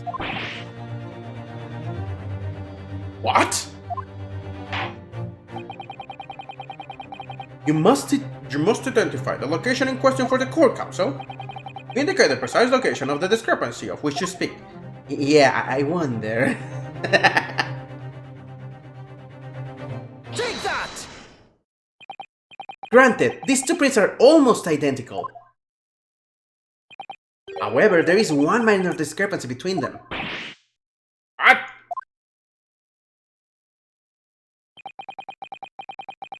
When you view the two pictures stereoscopically,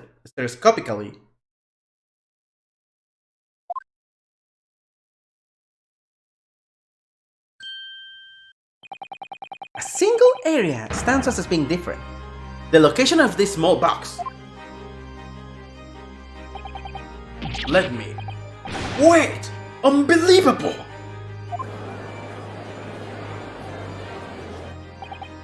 By Jove, you're right! How extraordinary! Now we have a picture of the judge doing this. What this tells us is very simple. Mr. McGilda's small box was indeed not stolen from Windybanks on the night in question. However, there can be no doubt that somebody picked up this particular box and then returned it to its place on the shelves. Are you suggesting that the small box originally deposited by McGilda is in fact... Yes, the very same small box I just identified in... the very same small box I just identified in those photographic prints. Objection! A mindless guesswork! What if it was? So a box was moved on the shelf, but nothing was stolen. Which means quite simply that nothing has changed. That may be true, but... Alright, McGilda's box wasn't stolen then. But doesn't that fact that it was moved like that change things? Changes everything. I believe this changes everything about the case. How can that possibly be? The crucial point is the fact that what was moved was a small box. In other words, you have to consider what might have been inside the box. What are you suggesting?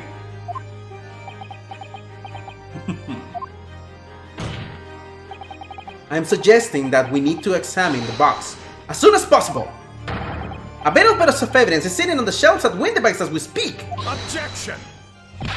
How that won't be necessary? Some little box belonging to a man who died 2 months ago can possibly be relevant to this trial. The court does not uphold your objection, Lord Van Six. Bailiff, arrange for an officer to go to Baker Street at once.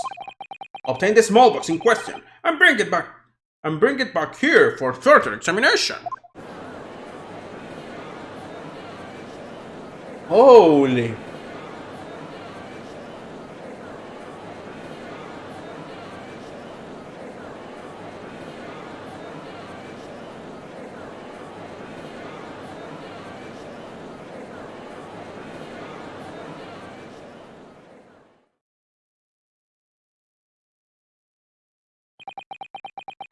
We should have a report within half an hour.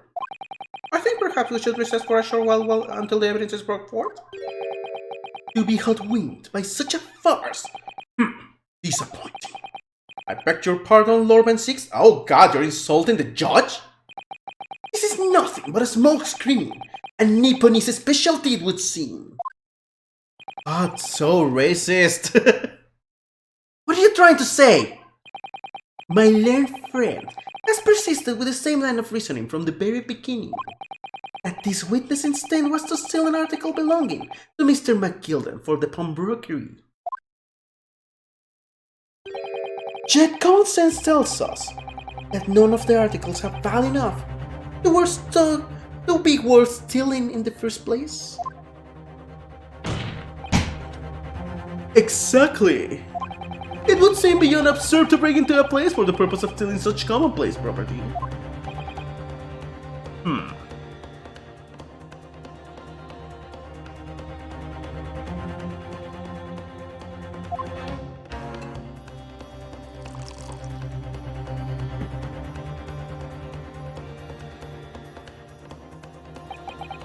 If your lordship recalls, Mr. McGilda perished 2 months ago, immediately after the conclusion of his trial. A trial in which he was found not guilty. A trial in which it was established he was the upstanding member of society his reputation implied, in fact. So I propose a toast to my learned friend and his most insightful defense. Oh wow! He's using my defense of McGilda against me? The articles these upstanding members of society pawned were entirely ordinary. A black overcoat that just happened to have a music box disc in one of its pockets, and a small box. I assure you, I wouldn't save even if the man tried to make a gift of such things to me.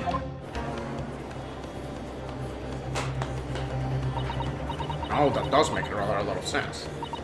It's not as if it was gold or jewels, is it? Good goodness, now Mr. McGilda was rich enough.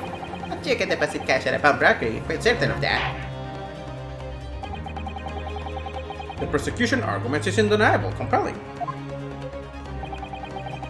It is incumbent on the defense now to bolster its arguments. Oh, just gonna check that my computer is not gonna die over recording this. Okay, it's still safe. Más pisto.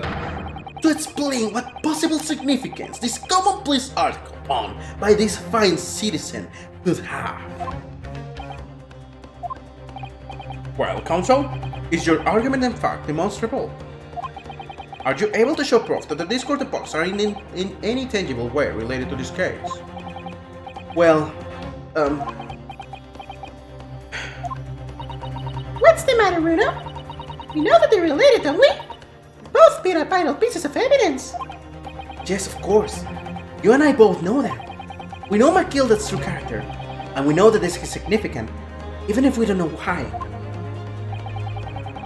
But if we explain all that to the court at this point, you'll have to acknowledge that McGilda's acquittal 2 months ago was a mistake. That the defense's argument was flawed, based on false information. Oh no! And that would mean admitting that Gina committed perjury. But Jeannie... Could it be that Pan 6 knows? Is that why he's doing this now? Because he anticipated everything? Maybe.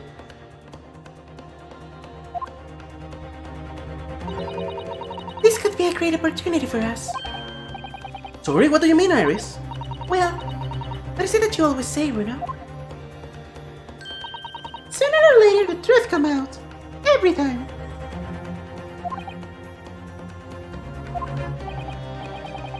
Alright. The exact significance of the things that McGilda deposited with Mr. Windbank is something that only Gina can explain to the court. But if I put her on the stand to testify about that, it could critically damage her chances of winning this case.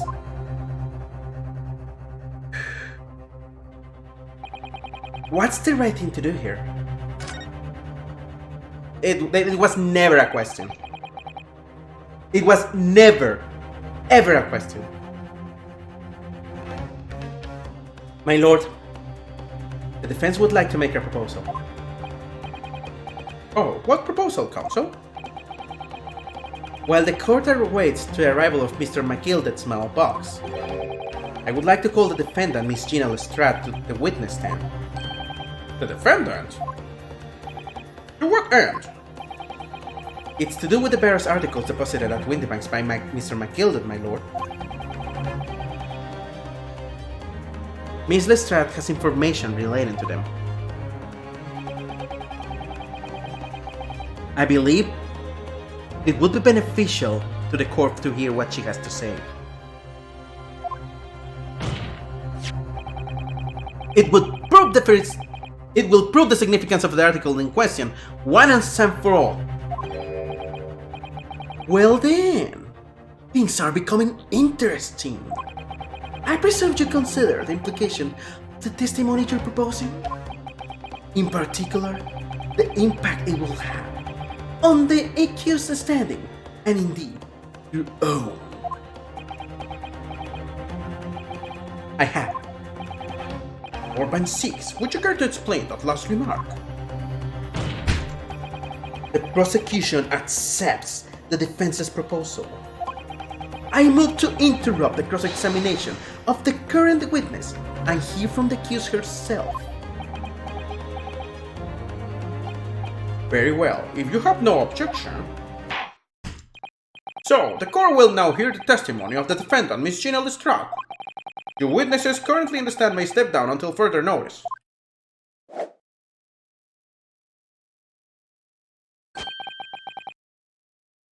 Then I shall bid you good day.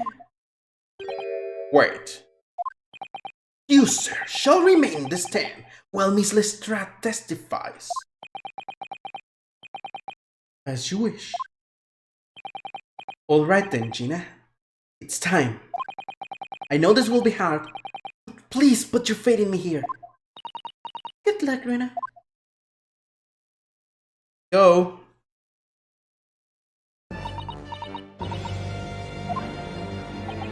The articles that Mr. McGillet had deposited in Windybank's pawnbrokery are intimately related with the Omnibus case, the trial of which was heard in this courtroom 2 months ago. Yes, I remember this young lady being brought before me in that trial as well. That's right, my lord. Her testimony helped to establish the innocence of the defendant, Mr. McGildet. The Omnibus case was intriguing, to say the least. And now, here we all are again, the same player in that trial, facing each other once more. A twist of fate, perhaps, by Nipponi's friend?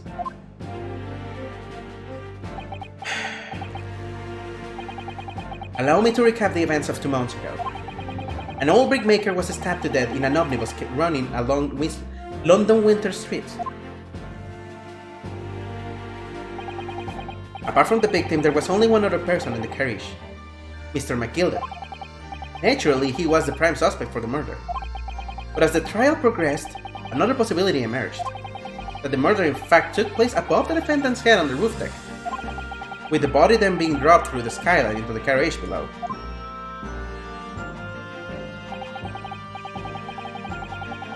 It was Miss Lestrade whose testimony brought that possibility to light.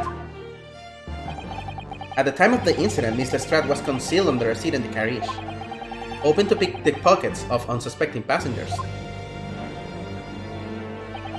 Then, immediately after the trial, having been acquitted of the murder, Mr. McGillet died in this very courtroom in the most extraordinary of circumstances. A mystery that remains unsolved even now, 2 months on, as indeed does the omnibus murder itself. Be that as it may, I recall neither the disc nor the small box being mentioned in the course of those proceedings. Miss Lestrade, would you tell the court now, please, what really happened in the omnibus 2 months ago? I mean, I don't know what you mean. I already said all I want to know. And what about everything you told us yesterday from inside your prison cell? Please, Miss Lestrade, this is extremely important. But remember, little girl, if it transpires that you willfully withheld information in the trial 2 months ago, the Home Office will seek to prosecute you for perjury. And naturally, you will lose all credibility as a witness. Although, let's face the fact, you have little credibility to lose. Ginny, don't listen to him! Please, you Runo now. Iris? We're on your side.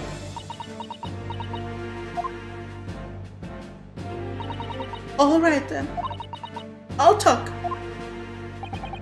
It's the right choice, Gina. Well, it would seem that my learned friend is hell-bent on bringing the entire courtroom down about his ears. So be it. I must confess that I'm struggling to understand what on earth is happening here. However, it would appear that Mr. McGilded spawned articles on that extraordinary case of the Omnibus, harbor secrets of which we have been hitherto unaware. So, Miss Lestrade, you will now give your testimony before the court about the events of 2 months ago. You will reveal the truth, a commodity sorely lacking in your original statements.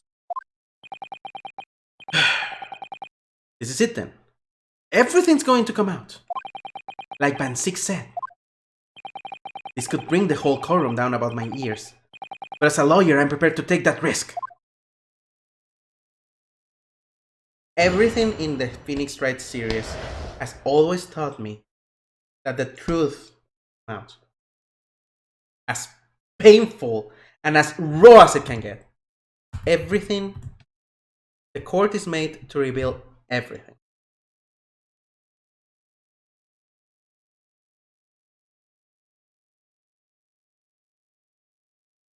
Go.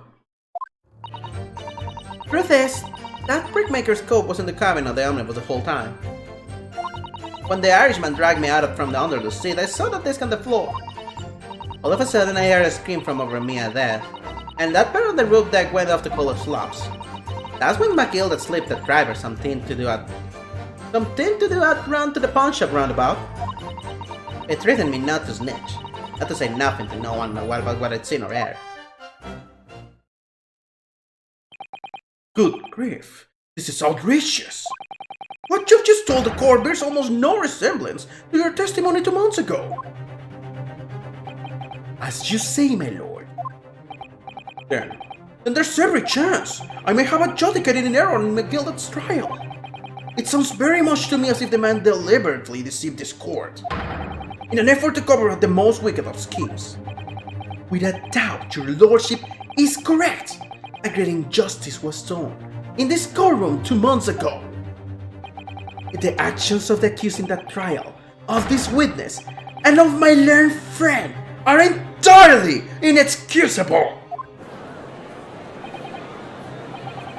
Unbelievable, the whole trial was a farce. It's all lies that Phil McGilded was running to call. Oh god, I lost it.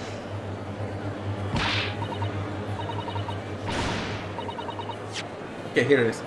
I don't believe it. The whole trial was a farce, it was all lies. That McGilded fellow was running to the car just like that pickpocket. Don't forget the lawyer from the east. They were all on it together. You're wrong, the lot of ya! Mr. Naruto, the lawyer there, didn't even know about. He didn't know nothing about it. I'm back. I don't think so. I really expected to believe that. He really stitched everyone up, didn't he? What an operation to get the man off scot-free. Unforgivable. Stop. The lies have to stop. Stop. Yes, the defense made a terrible error of judgment. I intend to take full responsibility and suffer whatever consequences are deemed appropriate. However, it's imperative that the court allows the witness to elaborate on her testimony.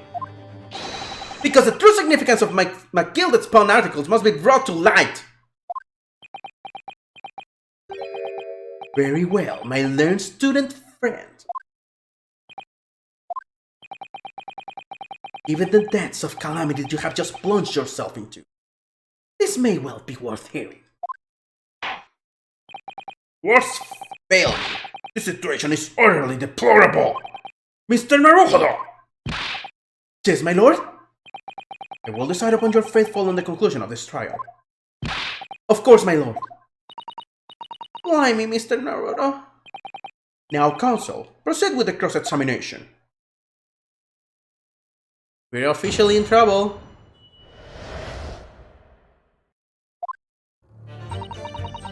Truth is that Brickmaker Cop was in the cabin on the avenue the whole time. And you were hiding in the cabin at the time as well, weren't you, Miss Lestrade? If I remember rightly, in the storage compartment underneath one of the seats. Yeah, that's right. It's pitch black under there, so you can see nothing at all. No, in your testimony 2 months ago, I feel certain that you claimed Mr. McGilded was a sole passenger, did you not? False testimony, my lord. That's what he told me I had to say. But it's important that you tell us the truth now. Were Mr. McGilded and the victim acquaintances? I don't know. Wait. What are they doing? Oh. Not bad.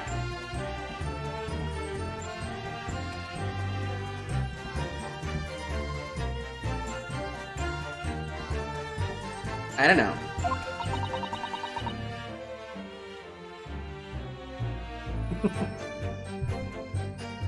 Oh boy. Sorry for the distraction. A particular guy is telling me that he loves a new game that he just bought. You know, triangle strategy.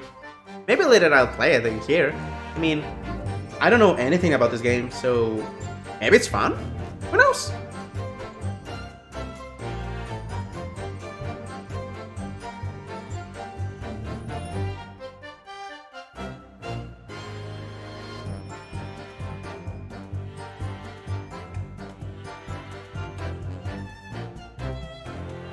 Gonna show it.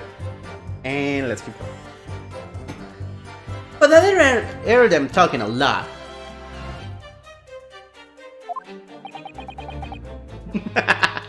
What were they talking about?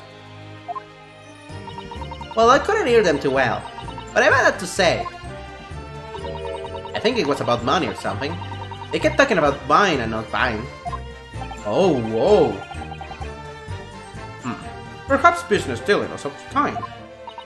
Well, anyway, they got louder and louder. It started to sound like a proper fight.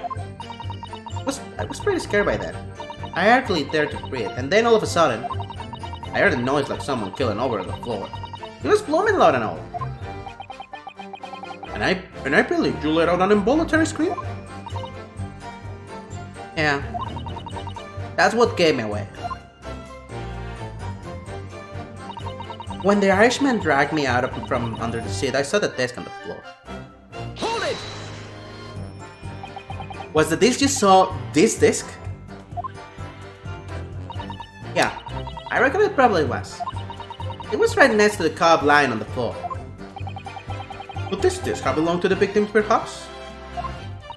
I don't know, but McGillen picked it up pretty smartish. And then I saw the cob with the knife on its... And then he saw the cob with the knife... Wow! And then he saw the cob with the knife in its belly up on the seat. What did he say to you at the time? He told me not to say a word about it, about what I'd seen or heard to no one. About the disc and all. I was that scared. The way he's looking at me, I thought. If I didn't go along with it, I'd get stuck with that knife too. Then he started asking me a lot of questions. Like what my name was and where I live and that. He asked me about being a diver too. But after a while, what had happened in the carriage was noticed. Yeah, that's right. First there was a kind of rapping noise.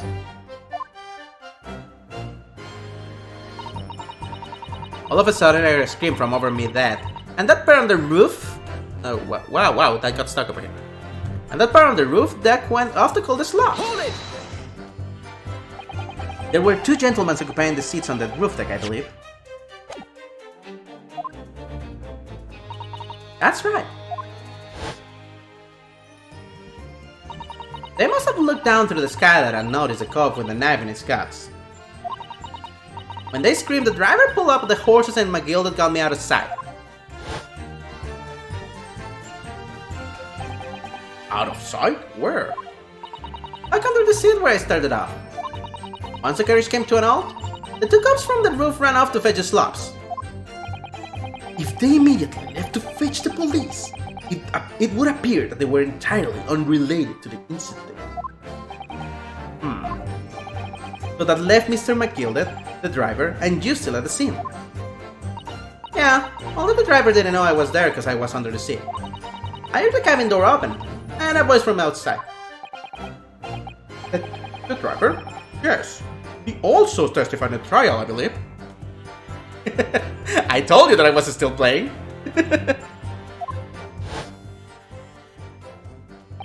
Beppo.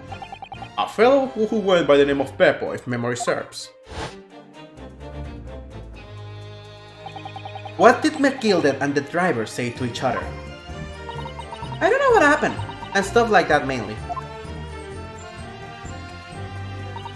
That's when McGilded slipped the driver something to do that run to a pawn shop roundabout. That pawn shop obviously being Winterbanks on Baker Street. Just a moment, counsel. Do you mean to tell me that the driver gave false testimony in the trial as well? Yeah, they're bringing him over the coals, and I like that. Perhaps the excursion to the pawnbrokery slipped his mind when he was in the stand. Indeed, Mormon 6. McGilded took off his coat and gave it to the driver. He folded it up all carefully like before and handed it over. Then, when I saw him do that, I remember thinking, that coin on what's in it gotta be worth a few bob. Yes, Jenna was sure that this must be worth more than Mr. Winterbank was suggesting, wasn't she? I remember her quibbling with him over the price that afternoon at the pawnbrokery. The driver looked pretty happy when McGilded flashed some brass in his face and he went out running off at a lick. Then the Buck Trotter called to me and told me to come out from the drag's coven. Is it here? He threatened me not to stage, not to say nothing to no one about what I'd seen or heard. Hold it! Threatened you how exactly? Only I'd only be able to scarp if I did exactly what he said. Which included giving false testimony in court 2 months ago? Yeah, that's it. And there was another thing he said. Which was... He told me I'd have to hang out to the ticket from the pawn shop and make sure not to lose it. What is wrong with this two? The ticket? Well, I never. Said that if he didn't show up to get the ticket off me before 2 months passed, I had to go to the pawn shop and pay the money to keep it in lock. I've been paying for fee. He left me with some brass to pay for it. But really, I don't know what Mr. McGilded had done such a thing. Depositing his overcoat with a pawnbroker before the arrival of the police, it makes no sense at all. There would seem to be only one logical explanation, my lord. What McGilded had the driver deposited at Winterbanks was something he didn't want the police to see. Something very important that he needed to hide at all costs. Anyway, after that, let me go. So I left before the coppers showed up. Well done, Gina. It can't be easy to tell the truth like that. Ginny's really put her faith into you, no? Yes, and to thank her, she'll have to face a charge of perjury once this trial's over. So I need to use the time we have now to get as much information out of her as possible. It's time to really go for it. First hear every statement. I suppose I should. Oh, and another thing. What's that? Take a look at those two. Isn't it strange that they've been whispering to each other over the entire time? Yes, that is strange.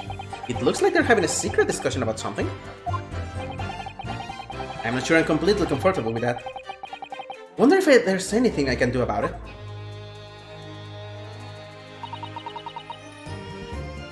Hold it! I'm just gonna go with excuse me, no matter what. Excuse me. Is there something you'd like to share with the court, Inspector Gregson and Mr. Graydon?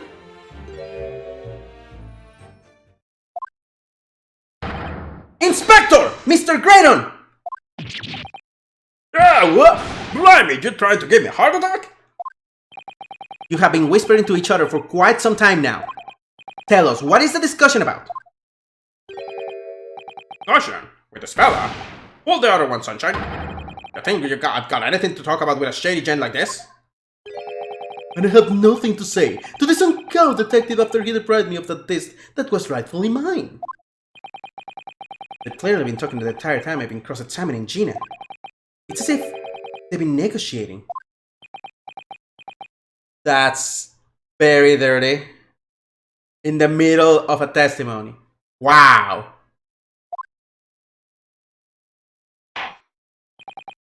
Thank you, Mr. Stratt. Thank you, Counsel. I've heard enough. I believe we now have a reasonable understanding of what actually transpired on the omnibus. It would appear on that night 2 months ago, a negotiation was taking place on the omnibus. A negotiation concerning this disc. However, matters did not run smoothly. When the parties involved began to quarrel over price, Matilda took what he wanted, by force, at the expense of the other man's life. Which proves my point! The disc is clearly extremely valuable in some way! Although I don't understand why as yet. And 2 days ago, precisely 2 months after the omnibus incident, Magilda's coats and its contents were due to be forfeited. I didn't know what I should do with the ticket. I mean, the Gold died right after his trial, I knew that. So you decided you would try to claim the articles as your own? Well, why not, huh? They were only gonna be forfeited, why shouldn't I have got them? Anyway, you can blame me for thinking about it. Thinking I ain't no crime. Miss Lestrade, it would appear Mr. McGilder was prepared to kill in order to take possession of this disc. Do you know why that would be? I ain't got a clue. But I reckon it must be worth a fair bit of brass. He was probably gonna sell it. And you can't blame me for thinking that. Thinking I had no crime. My lord! The evidence your lordship requested has been located and is ready for the court's inspection, sir.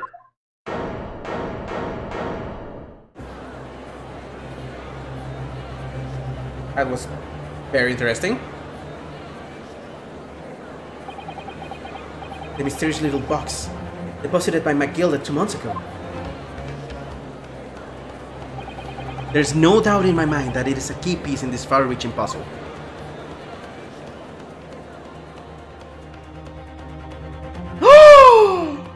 Oh god, because of the time I just cannot go on anymore.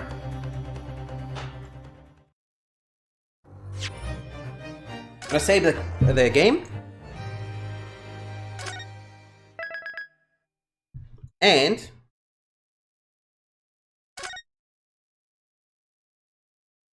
call it a night.